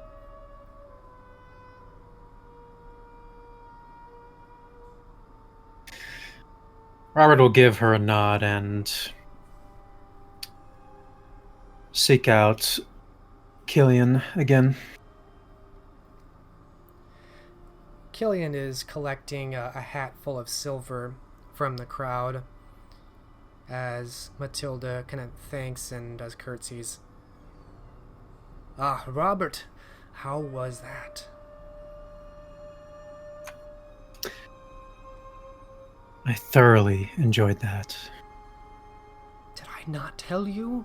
An angel, this one. We have made so much silver between here and Ipswich. I shouldn't even accept any more silver.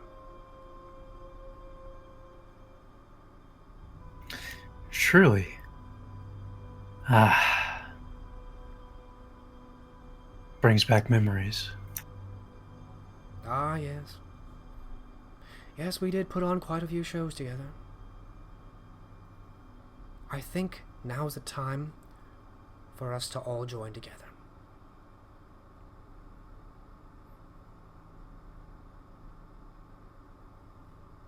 I concur.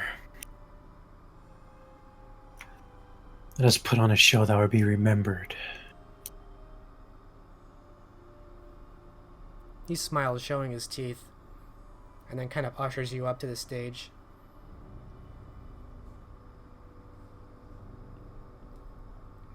You get a couple of calls like, "Who's this? Get him off the stage! Get out of the way! Time to see the lady!"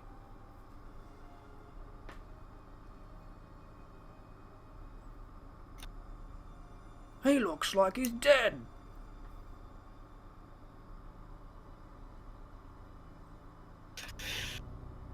Robert will ignore the calls and wait for the cue from Killian and also give a nod to Matilda. Matilda's smiling, looking to you, and Killian starts up a tune that you've heard a couple times. You know this song. You know which one he's gonna go for. It's an older one. You wonder if even Matilda's heard it.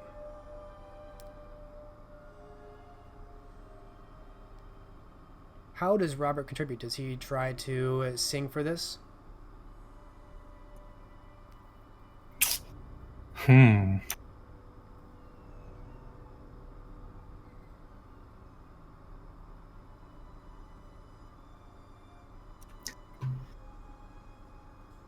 Matilda, huh? Well, Robert certainly will be singing with this, but is it the kind of song that they could perhaps do a duet? Assuming that Matilda knows, well, she may not. It could be done as a duet, yes. Usually, Robert will, yeah, he'll take the lead and in a subtle moment give us time for Matilda to shine. If she takes it, then she'll know, but if not, he'll continue. Alright, perfect. I will take an appearance performance. I'll take appearance or charisma performance. Difficulty here is going to be 7. 7, huh? Mm-hmm. The crowd And doesn't as- like you. They want Matilda. Also, you have this deathly look about you. Should have taken care of that sooner. Anyway. Does Robert's merit come into play?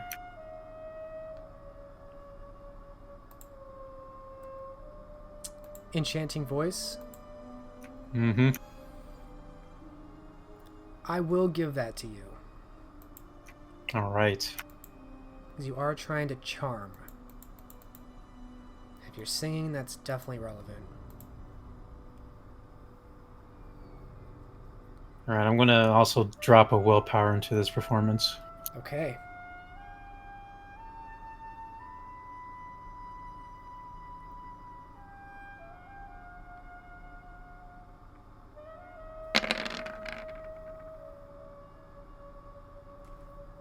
Alright, specialties here?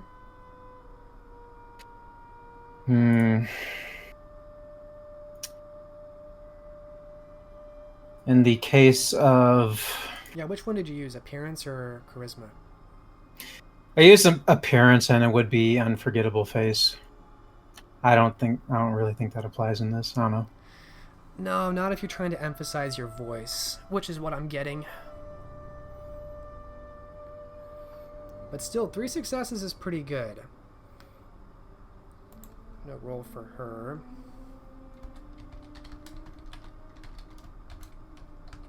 They're already warmed up to her.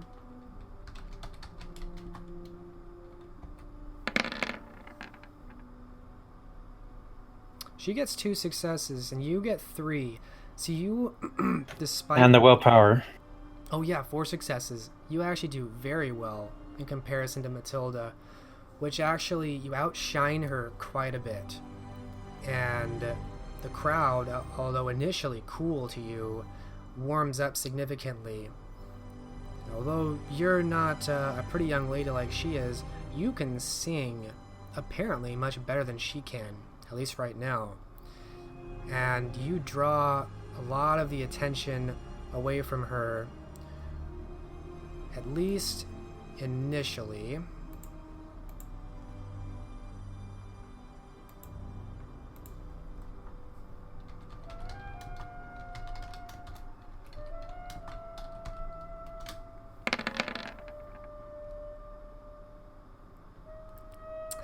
Zero successes. So you can tell she tries again to make use of her gifts, but maybe distracted by your abilities. You can tell that she's trying to make use of her gifts, but suddenly is unable. Maybe she's intimidated or lost her footing, but she's not able to command their attention supernaturally or naturally, not compared to you. Describe Robert as he one-ups Matilda.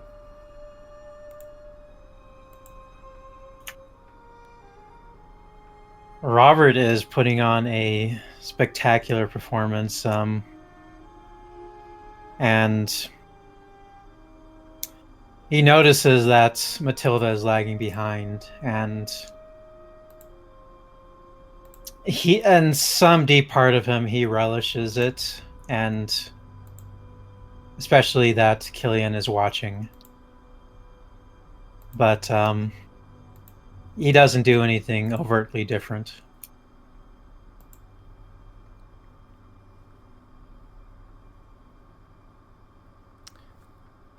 All right. I think that is the perfect place to end the scene and end the session, as Robert outshines his young sibling, who momentarily took the spotlight from his sire, as he regains the spotlight. And I will give you a willpower back for that, since I think that's very appropriate for his background and what he did and why he did it. Thank you. Cool, and we will pick it up again at our next session.